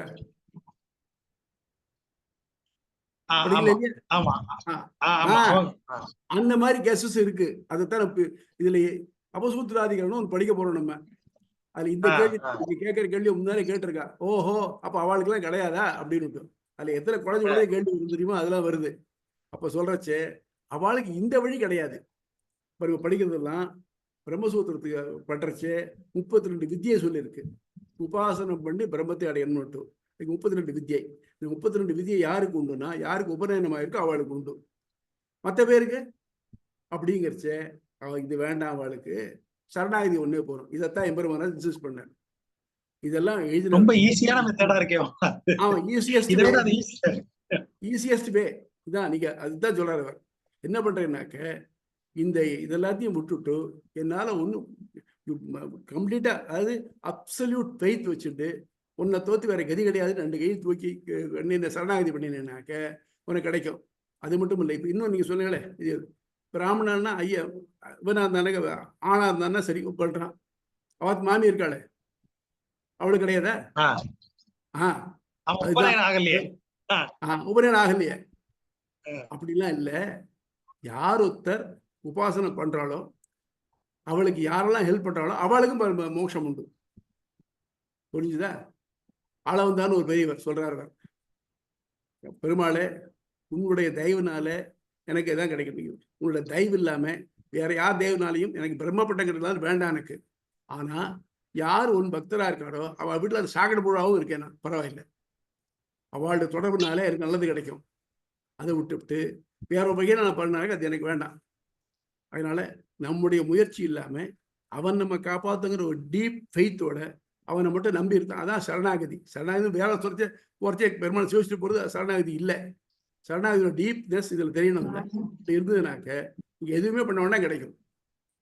சரணாகதி ஒன்னே போரும். நல்லது. அதாவது இதுல இங்க கேட்கிற கேள்விகள் எல்லாத்தோட பதிலும் இதுல அடங்கி இருக்கு. கொஞ்சம் கொஞ்சமா வரும். மூன்றாவதாக சங்கர சொல்வது போல் ஒருவனுக்கு அத்தியனம் செய்யலேயே சடங்குகளை ஆராய்ந்து கொள்ளுதல் முடியுமானால் அதே போல் ஞானவிகளையும் ஆராய்ந்து கொள்ளலாமே, அதற்கு தனியான ஆய்வு தேவையா என்ற கருத்துல முன்வைக்கிறார். ஆக மொத்தம் இவனுக்கு படிக்க செய்ய கர்மகாண்ட பிரயோஜனம் தெரிஞ்சு போச்சுனாக்க, அதே மாதிரி ஞான காண்டம் தெரிஞ்சிடுமே, அதை பத்தி இன்னொரு அதை போய் ஆராய்ச்சி பண்ணவே வேண்டாமே, ஸ்ட்ரைட்டாகவே போயிடலாமே. கர்மகாண்டம் ஆராய்ச்சி பார்க்கணும்னாக்க நீ பண்ணிட்டு வா அப்படின்னாங்க, வேண்டாம் இதில் ஸ்கிப் பண்ணலாம் அப்படின்னாங்க. அதாவது யாராவது ஒருத்தர் உங்க வீட்டுல முதல்ல 3வது மாடியை கட்டி கொடுத்துட்றேன், அப்புறம் கீழே பேஸ்மெண்ட் போட்டுக்கிறேன்னா எப்படி இருக்கும், அந்த மாதிரி ஆறுது. அதுதான் சொல்றேன். ஆக இது எப்படின்னாக்க இதனுடைய எஃபெக்ட் வந்து முதல்ல படிப்படியாக போகணும். படிப்படியாக போச்சு ஒன்னொன்னையும் பார்த்து இது இப்படி நமக்கு என்ன பண்ணணும்னாக்க ஆனாவனா தெரியாமல் நேர முடியுமா. எங்கள் வாத்தியாருக்கு தான் சொல்லுவார், ஒரு தெலுங்குக்காரர் சீபா இது சம்ஸ்கிருத வியாகரணம் படிக்கணும் ஆரம்பிச்சார். போன உடனே அவருக்கு உயிரெழுத்து மெய் எழுத்து சொல்லி ஆரம்பித்தார். காகா காகான்னு சொல்லி கொடுத்தாரா. அவர் சொன்னாராம், காகா காகா చాలా కష్టంగా ఉంది ஊரிக்க மகாபாஷம் செப்பன்னாராம். இந்த எழுத்தை படிக்கிறது ரொம்ப கஷ்டமா இருக்கு, நேரத்து இலக்கணமே சொல்லுவேனாராம். அது மாதிரி இருக்கு நம்ம மட்டும். புரிஞ்சுதா? அதனால இதை படிப்படியா போனா தான் இதை அடைய முடியுமே தவிர்த்து இதை ஸ்ட்ரைட்டாவே ஸ்கிப் பண்ணிட்டு போறதுக்கு இது முடியாதுங்க. புரிகிறதா சார்? ஒரு டவுட் சார். இது ஒவ்வொன்றா ஒரு நிமிஷம் இது சொல்லிடுறேன். இப்போ சுவாமி ராஜகோபாலன் சுவாமி கேட்டார் இல்லையா, மற்ற பேருக்கு நட்டும். இப்போ இந்த ஸ்ரீபாஷ்யத்தில் என்ன விஷயங்கள் இருக்கோ, பகவானை பற்றி நம்ம என்ன பண்ணணும்னு சொல்கிறதோ, இது எல்லாமே இன்னைக்கு ஆழ்வார்கள் அண்டு செயல பூரா வருது. அதுக்காகத்தான் யாருக்கு உபநயனம் ஆகலையோ, யார் பெண்ணுக்கும் பேதைக்கும் தெரிகிற மாதிரி அதில் இருக்குது. அதை படித்து அதை புரிஞ்சுக்கலாம். அது புரிஞ்சுக்கிறதுக்கு தான் அவன் என்ன பண்ணுறான்னாக்க, முதல்ல நீ வந்து ஒரு வைஷ்ணவ தீட்சை வாங்கிக்கோங்கிறா இல்லையா, சமாசனம் பண்ணிக்கன்னு சொல்கிறோம் இல்லையா, அது பண்ணிக்கிறான். பண்ணினாக்க அவளுக்கு இதனோட அர்த்தங்கள் சொல்லித்தர முடியும். அந்த அர்த்தங்களை தெரிஞ்சுட்டாக்க ஸ்ரீபாஷம் ஒன்றும் தேவையில்லை. அவளுக்கு இந்த முரட்டு சம்ஸ்கிருதம் தெரிஞ்சுக்க வேண்டாம். அதை புரிஞ்சுட்டாக்க அவளுக்கு நேரம் மோட்சம் உண்டு. அது யாராக இருந்தாலும் சரி. இதில் வந்து பிராமணன் தான் இருக்கணும் தேவையில்லை. நல்லா கவனிங்க. அதில் ஒரே குரூப் தான் இருக்கு, வைஷ்ணவன். அவன் பிராமணனாக இருக்கலாம், இல்லை க்ஷத்ரியனாக இருக்கலாம், வைசனாக இருக்கலாம், இல்லை நான்காம் வருடத்தராக இருக்கலாம். எப்படி இருந்தாலும் அவனுக்கும் வைஷ்ணவனானால் மோட்சம் உண்டு. இதுதான் எம்பெருமானோட கண்டென்ஷன். புரியுதா? சொல்லுங்க. அப்புறம் எனி டவுட்ஸ்? சார், இந்த சடங்குகள் எல்லாம் அப்படியே ஒவ்வொன்று அனுபவிச்சு அந்த சடங்கை செஞ்சு அந்த பலனோட மேலான பலன் இருக்கு, அப்படித்தான் ஞானத்துக்கு போகணும்னு சொல்றோம்ல சார்? இது அப்படி எத்தனை விதமான அந்த மாதிரி சடங்குகள் இருக்கு, அதெல்லாம் கடந்து போக வேண்டி இருக்கும்? அது மீமாம்சாஸ்திரம் நிறைய இருக்கு சுவாமி. உங்களுக்கு என்னென்னு, உங்களுக்கு மழை வேணும்னாக்க காரீரிங்கிற யாகத்தை பண்ணுன்னு இருக்கு. நிலவரம் நிறைய வச்சுட்டு இருந்தேன்னாக்க எனக்கு நேர நேரத்தில் மழை வேணும். ஸோ காரியம் யாத்திரை பண்ணுறேன். வந்தது, மழை பழிச்சது, தானியம் விளைஞ்சுடுத்து. தானியம் விளைஞ்சாச்சுன்னா மரம் எக்ஸஸாக பெஞ்சு அழுகி போச்சு. நான் பண்ண பிரயோஜனம் என்ன? சரி, இந்த வருஷம் எடுத்துட்டேன், எல்லாம் வந்துடுத்து. அடுத்த வருஷத்துக்கு திருப்பி இது பண்ணி தானே ஆகணும். நான் எந்த ஒரு செயலை பண்ணாக்க அதோட முடிஞ்சு போகிறலையோ, அது அடுத்த கண்டினியூஸாக திருப்பி ரிப்பீட் ஆகிட்டே இருக்கு இல்லையா? அதே மாதிரி சொர்க்கம் போகிறோம். சொர்க்கம் போனாக்க என்ன ஆகுது? நம்ம எவ்வளோ நாளைக்கு நம்ம புண்ணியம் இருக்கும் அது மட்டும் தேவலோகத்தில் இருப்போம், சொர்க்கத்தில் இருப்போம். அப்போ திருப்பி கீழே பிடிச்சி தள்ளப்படுவோம். நம்ம கீழே தள்ளப்பிடிச்சோம்னாக்க திருப்பி இதே பண்ணணும், போகணும். மீமாம்சங்களோட நோக்கமே இதுதான்.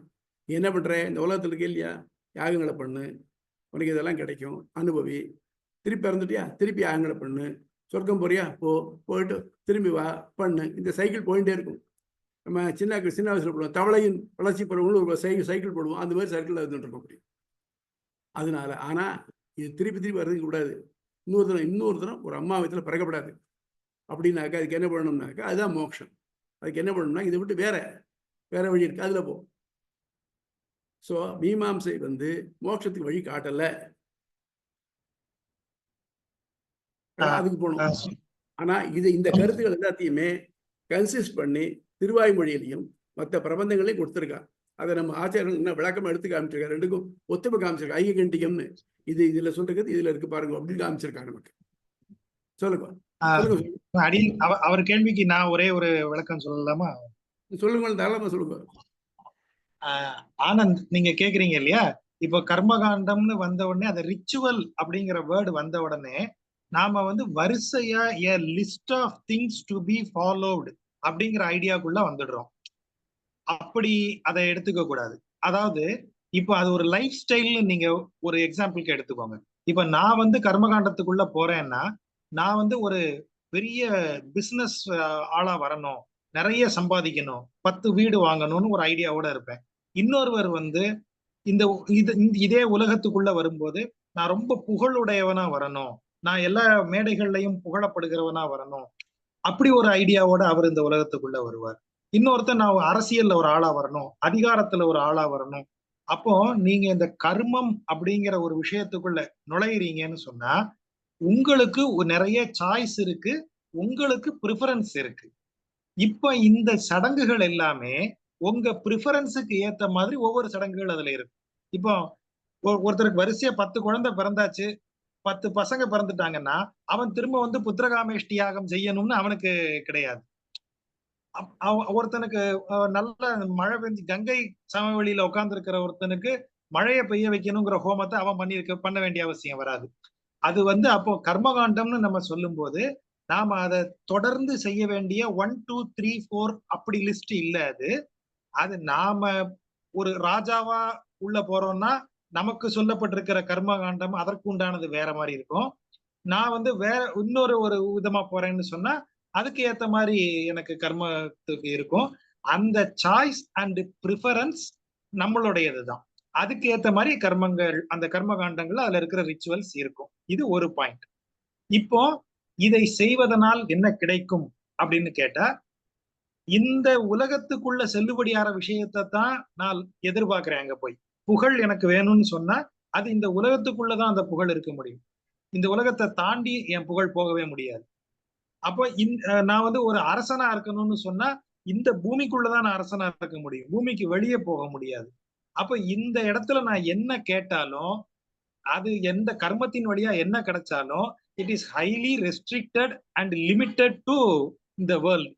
எல்லாமே வேர்ல்ட்லி திங்ஸ் தான். அப்படி முடிஞ்சிடும். அப்போ அதுக்கு ஒரு எண்டு உண்டு. வேர்ல்டுன்னு சொல்லும் போதே அதை டைம் வந்து அதை லிமிட் பண்ணிடும். வேர்ல்டு சம்பந்தமா எது வந்தாலும் அது அத்தனையும் காலத்திற்கு உட்பட்டது. காலம் வந்து அதை மடக்கி போட்டுரும். அப்ப எனக்கு இன்னும் வேணுமேன்னா அதுதான் இப்போ நம்ம சுவாமி சொன்ன மாதிரி அது ரெப்பிட்டேஷன். நீ திரும்ப வா, திரும்ப கேளு, திரும்ப வாங்கிக்கோ, திரும்ப என்ஜாய் பண்ணு, அப்புறம் அதுக்கு ஒரு எக்ஸ்பைரி வரும், அப்புறம் திரும்ப பண்ணு. இப்படிதான் வந்து நம்ம கர்மகாண்டத்தை புரிஞ்சுக்கிறோம். கர்மகாண்டம்ங்கிறது நாம ஒரு லிஸ்ட் ஆஃப் திங்ஸ் 1 2 3 4ன்னு வரிசையா பண்றதாக நினைச்சோம்னா இந்த குழப்பம் வரும். அது அப்படி அல்ல. அது நம்ம ப்ரிஃபரன்ஸ் அண்ட் சாய்ஸை பொறுத்து அது அமையக்கூடியது. சுவாமி ஏதாவது இருந்தா நீங்க திருத்திடுங்க. இன்னும் கொஞ்சம் உலகம் சொல்லுங்க. நம்ம வந்து இப்ப நான் 8ஆம் கிளாஸ் படிச்சுட்டு இருக்கேன்னு வச்சுக்கோ, என்னுடைய கோல் என்னவா இருக்கும்? 10th பாஸ் பண்ணணும் இருக்கும். பாஸ் பண்ணிட்டா அதுக்கப்புறம் 12th பாஸ் பண்ணணும்னு தோணும். 12th போச்சு நான் என்ன சாய்ஸ், நான் சயின்ஸ் குரூப் எடுத்துக்க போறேன்னா, காமர்ஸ் குரூப் எடுத்துக்க போறேன்னா, இல்லை ஹியூமனிட்டிஸ் எடுத்துக்க போறேன்னா, லாங்குவேஜ் எடுத்துக்க போறேன்னா, அப்போ அது சாய்ஸ் கிடைச்சிருக்கும் நமக்கு. ரைட்டு, அதை எடுத்துன்னு போறீங்க, கிராஜுவேட் ஆகிறீங்க. அப்போ நீங்க எந்த ஃபீல்டில் போறீங்களோ அதில் மட்டும்தான் போயிட்டு இருக்கீங்க. அப்போ மற்ற ஃபீல்டு தெரியல இல்லையா உங்களுக்கு? ஆனால் எதை தெரிஞ்சா எல்லாம் தெரிஞ்சுக்குமோ? அதில் முடியாது இல்லையா? நீங்கள் அதில் டாக்டரேட் பண்ணாலும் கூட நீங்கள் போக போக கான்சன்ட்ரேட் பண்ணிட்டே போகிற தவிர்த்து நீ வந்து எல்லாத்தையும் கற்றுக்கிறது இல்லையா?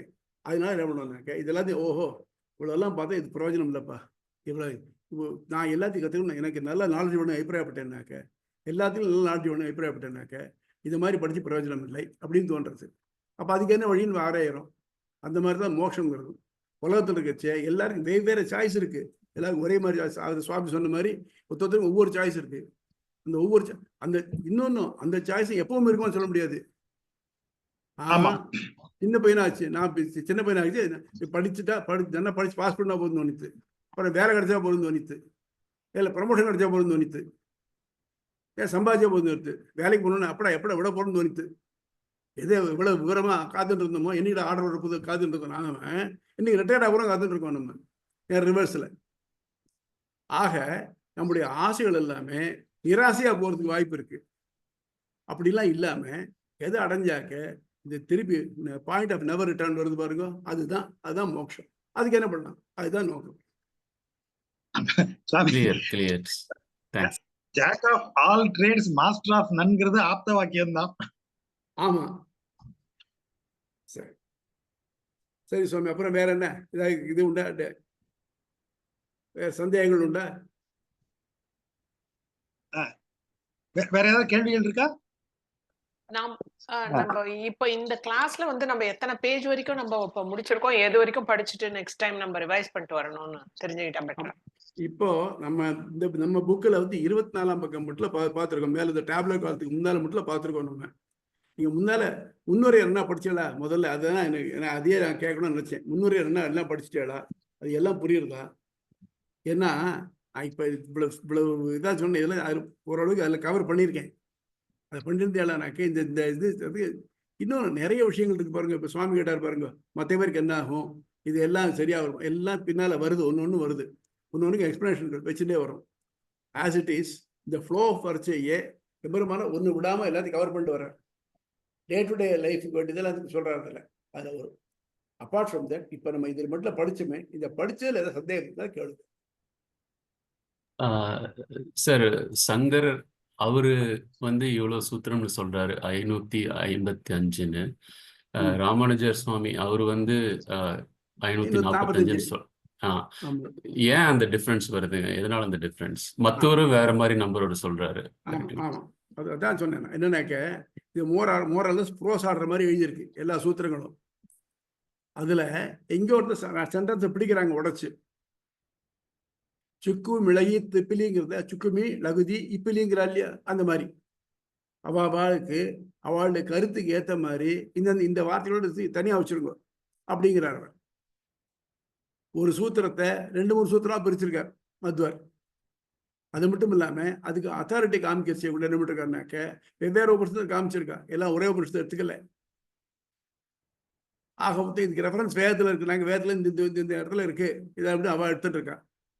அதுதானே ஒழிய ஒவ்வொரு சாப்டர் முடிவு மட்டும்தான் கிளியரா இருக்கு. சாப்டர் உள்ள கடைசி சூத்திரமானது டபுள் ஆயிருக்கும். அதனால யாசர் பண்ணி கொடுத்தது இந்த 4 சாப்டருக்கும் முடிவு கரெக்டாக சொல்லிருக்காரு. அதை தவிர்த்து அதுக்கு உள்ள இருக்கிறது எல்லாத்தையும் இவா மாத்தி பண்ணிட்டு இருக்கா. சொல்லுங்க எனக்கு வந்து கேக்குதா? சொல்லுங்க சொல்லுங்க. அப்போ அவங்களோட கருத்துப்படி இப்படி திரிக்கிறாங்கன்னா, அப்ப நாளைக்கு இன்னொருத்தர் வந்து இதே மாதிரி படிச்சுட்டு அவரும் ஒரு பாஷையை எழுதலாம் தானே? பறிக்கலாமே, பிரிச்சிருக்காங்க. இதுக்கப்புறம் பின்னால பிரம்மசூத்திர பாஷைகள் வந்திருக்கு. அப்பயதீட்சர் பண்ணியிருக்கார், நீலகண்டர் பண்ணியிருக்கார், அதுக்கப்புறம் பண்ணியிருக்கார் நிறைய பேர். அவங்களும் தனக்கு இஷ்ட மாதிரி படிச்சுட்டு இருக்கா. ஆனா ஒரு விஷயம் இப்போ நாம கூட ஒரு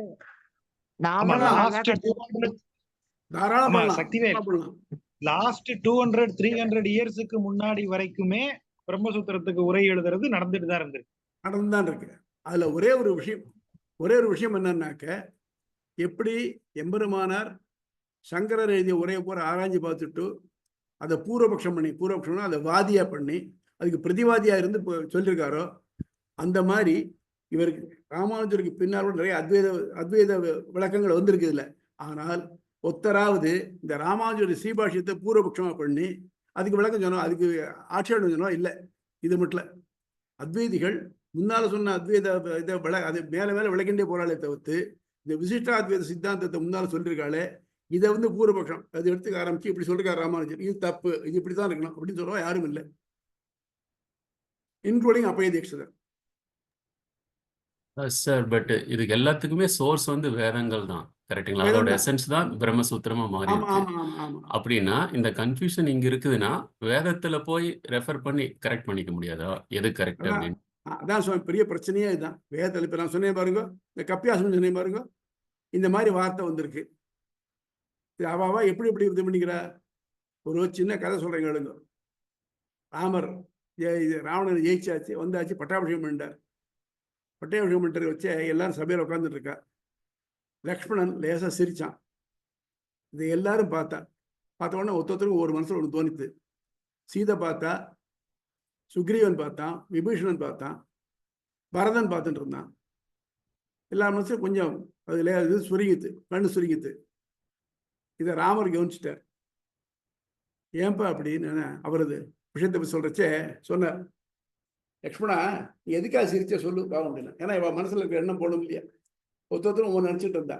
சீதை என்ன சொன்னா, என்னதான் புரிஞ்சு ராமர் அண்ணா பட்டாபிஷேகம் வந்து விடாலும் அன்னியிலிருந்து என்னை மட்டும் பிரியாம நான் தான், என்னத்தான் நான் மனைவியா இருந்தாலும் கூட நானும் கொஞ்ச நாள் பிரிஞ்சிருந்தேன் அப்படி இல்லை பார்த்தியா.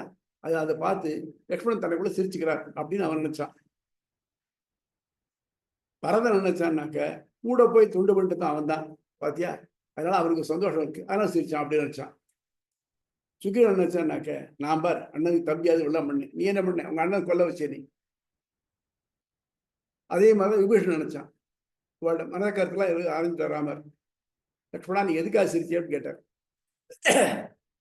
அதுக்கு சொன்னா, அண்ணா இந்த 14 வருஷத்துக்கு நான் தூங்காம இருந்தேன், பார்த்துட்டு இருந்தேன். இப்போ நீங்க முடிச்சு விட்ட உடனே உங்க அவையை முழுக்க பார்க்க முடியாம தூக்கம் வருது எனக்கு, அதை நினைச்சு சிரிச்சேன். அந்த மாதிரி ஆக்ட் ஒண்ணுதான், அதை இன்டர்பிரட் பண்றா வேற பண்ற. அதனால இந்த மாதிரி வேதத்தில் சொல்றது இதான் சொல்றது. ஆனா இப்ப நம்ம என்ன பண்றோம்னாக்க, இந்த இதுக்கு எது ஒத்து வருது நம்ம லாஜிக்கலா பார்க்கணும்னு இது சரியா இருக்கான்னு விட்டோம். அப்போ அந்த லாஜிக்கலா பார்க்கறதே தான் இது சரியா படுறது. வேற ஒன்றும் இல்லை. அவள் பண்றது அவளுக்கு லாஜிக் சரியா படுறது, அதுவா அவ பத்துட்டு இருக்கா, அவ்வளவுதான். தேங்க்ஸ்.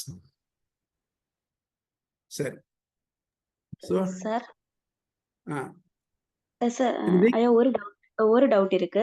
இந்த சொல்லுங்க. சங்கரர் வந்து நிர்குண பிரம்மன் சொல்றாங்கன்னு சொன்னீங்க.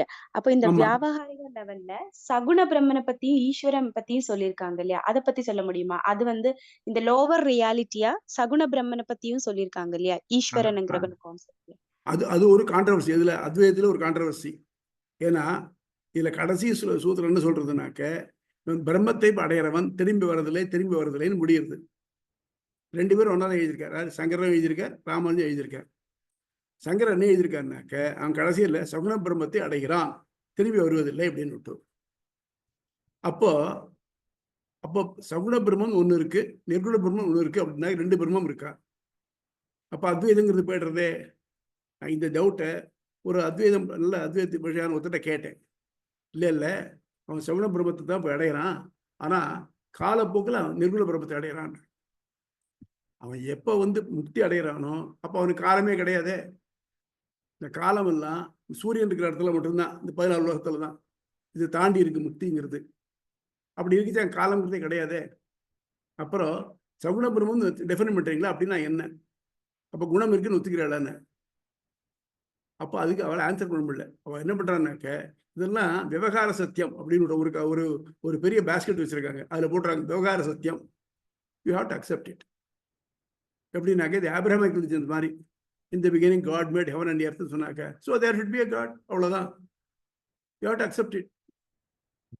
அந்த மாதிரி தான் இருக்கே தவிர்த்து இது வந்து ஏன் இருக்கணுங்கிறதுக்கு ஆன்சர் சொல்ல முடியாது. அவளை இன்னைக்கு அப்படித்தான் இருக்கு. இப்ப நான் இது மட்டும் சொன்ன லாஜிக்கெல்லாம் புரியுறதா இல்லையா உங்களுக்கு? இந்த லாஜிக்ல சந்தேகம் வருதா?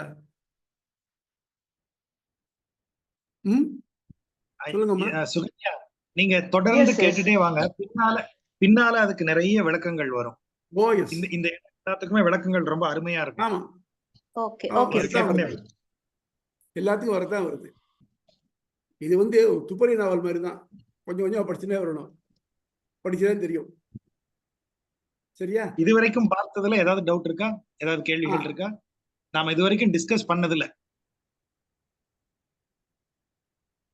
வணக்கம் சுவாமி, நான் பேசுறது கேக்குறதா? கேட்க சொல்லுங்க. இப்போ வேதத்தில் கூறப்பட்ட சடங்குகளையும் ஒருவன் தனது சுயநலத்திற்காக அல்லாமல் பகவத் கைங்கரியம் என்று கர்மயோகத்தில் செய்ய வேண்டும் அப்படின்னு சொல்றாங்க. இப்ப உதாரணத்துக்கு வந்து நித்திய கர்மானுஷ்டானங்களை போட்டிருக்கு, அது வந்து பகவத் கைங்கரியம் தானா? அது ஆமா, பகவத் ஆகியா பகவத் கைங்கரியம் தான். பிராத சந்தியா வந்து கரிஷன் பண்றோம் நம்ம. பகவத் கைங்கரியம் தான். ஆனா அது பொது நலத்திற்காக தான் பண்ணப்படுதா அது? ஆமா, பொது நலத்துக்காக தான் பண்ணப்படுது. இந்த பொது நலத்துல நானும் ஒருத்தன். அதான் எப்போ மொத்த பேர் இருந்தாக்கா அப்ப நான் நல்லா இருப்பேன். அது மட்டும் இல்லாம வேற எதுக்கு ஒரு ஒரு ஊர் நல்லா இருக்கிறதாக ஒரு வர்ண ஜீவம் பண்ணான்னு வச்சுக்கோங்க, அதுல ஒரு வைஷ்ணவம் பண்ணலாம். பண்ணா அவன் தனக்குன்னு பண்ணல, இது லோகம் நல்லா இருக்கணும், எத்தனையோ அடியார்கள் இருப்பான், அவளா நல்லா இருக்கணும், அதுக்காக பண்றான். ஆனால் என்னோட விருப்பம், எனக்கு கியாதி லாப பூஜை, புகழ், பணம், இது பாராட்டு, இது அதுக்காக பண்ணாம இது என்னுடைய கடமையை நான் பண்றேன், அவ்வளவுதான். நான் 4 பேருக்கு சாப்பாடு போடுறேன்னாக்க இதெல்லாம் எனக்கு இது வரும் அப்படின்னு நம்ம இல்லை பசி தீர்க்கணும், அவ்வளவுதான். அப்படிங்கிற எண்ணத்தோடு பண்ணாக்க அது அது அது பகவத் கைங்கரியம் தான். அது ஓஹோ, சடங்குகள் அப்ப பொதுநலத்துக்காகவும் பண்ணப்படுறதுன்றது ஆச்சரியமா இருக்கு கேட்கறதுக்கு. நிறைய சார் அர்ஜுன் விடுறது பொதுநலத்துக்காக தான் விடுறோம். இன்னைக்கு இருக்கிற உலகத்துல உபநயனமான எல்லாரும் ஒழுங்கா அர்க்கியம் விட்டாக்க காலாகாலத்துல நல்லா மழை பெய்யும். விடலை, அதனால போறது இப்போ. சுவாமி, அடியன் அவருக்கு ஒரு பதில் சொல்லிக்கிறேன். வெற்றி, அந்த சடங்குகள், அந்த நித்திய கர்மாக்கள் சொல்றாங்க இல்லையா, அந்த நித்திய கர்மாக்களுடைய மீனிங்க பாத்தீங்கன்னா ரொம்ப ஆச்சரியமா இருக்கும். இப்போ பிரம்ம யஜ்யம்னு ஒண்ணு பண்ணணும் அப்படின்னு இருக்கும். நீங்க பிரம்ம யஜ்யம் நம்ம பார்த்திருக்கோம், பஞ்ச யஜ்யம்னு சொல்லி இதுல பிரபந்த வகுப்புல பார்த்திருக்கோம். அது யாருக்கெல்லாம் செய்யணும்? சக மனிதர்களுக்கு நீங்க உதவி செய்யறது அப்படிப்பட்டது, பிற உயிர்களுக்கு உதவி செய்யறது அப்படிப்பட்டது, நமது முன்னோர்களுக்கு செய்ய வேண்டியது அப்படி செய்ய வேண்டியது. அப்ப நீங்க யோசிச்சு பாருங்க, நீங்க பாஸ்டுக்கு, பிரசன்ட்டுக்கு, அப்புறம் உங்களை சுத்தி இருக்கிற எல்லாருக்கும் நீங்க ஹெல்ப் பண்ண வேண்டியது உங்களுடைய நித்திய கடமைகளில் ஒன்று. அதை நீங்க டெய்லி செய்யறதுக்கு, டெய்லி எனக்கு நானே அதை ஞாபகப்படுத்திக்கிறேன், எனக்கு நானே சொல்லிக்கிறேன், இதை நான் செய்ய, என் வாக்கு ஒளி பெறுவதாக அப்படின்னு அதுக்கு மந்திரத்துக்கு பொருள் இருக்கு. என் வாக்கு பலிக்கட்டும், என் வாக்கு வரட்டும் அப்படின்னா இந்த வாக்கு இன்னொருவருக்கு சொல்லப்படுவது. அப்படி ஏன்னா எனக்கு நானே வாக்கா சொல்ல வேண்டியது இல்லையா, நினைச்சாலே போதுமே. வாக்கா நான் சொல்லணும்னாலே இன்னொருத்தருக்கு சொல்ல வேண்டியது. அப்ப என் வாக்கு வலி பெறட்டும், என் வாக்கு நல்லா இருக்கட்டும், என் வாக்குல இருந்து நன்மை பிறக்கட்டும் அப்படின்னு நம்ம வேண்டுறோம் இறைவனை. அப்ப இது எல்லாம் இன்னொருத்தனுக்கு பயனுள்ளது. எல்லாம் முடிச்சு கடைசியில இதெல்லாம் செய்து இந்த கர்ம நித்திய கர்மாவை நான் செய்யறேன், இந்த கர்மாவை செஞ்சு எல்லா கடைசியில இந்த பலன் எல்லாத்தையும் நான் நாராயணனுக்கு தான் கொடுப்பேன். அப்படிதான் கொடுக்கணும். ஆமா, அவன்கிட்ட தான் கொடுக்கணும். அப்படி கொடுக்கும்போது நான் எனக்குன்னு கிடையாது, அது நாராயணனுக்கு கொடுக்கறது மொத்த உலகத்துக்கும் கொடுக்கறது தான். I want to join with you. எப்படின்னாக்க அபரகாரியம் பண்றோம் இல்லையா, ராபுரார் இறந்து போயிட்டார், அவரை கொண்டு அங்க ஸ்மசானத்தை வச்சு கொழுந்து போறோம்னு வச்சுக்கோங்க. இப்போ சொல்ல மந்திரங்கள் எப்படி இருக்கு தெரியுமா? இந்த உடம்ப நான் தீயில இட போறேன், இந்த உடம்புல எத்தனை கிருமிகள் இருக்கலாம், அந்த கிருமிகளை கொன்ன பாவம் எனக்கு வரப்படாது, நான் பண்றதுனால நல்ல உலகங்கள் எதெல்லாம் இந்த சோறு கிடைக்குமோ அது கிருமிகளும் கிடைக்கட்டும்.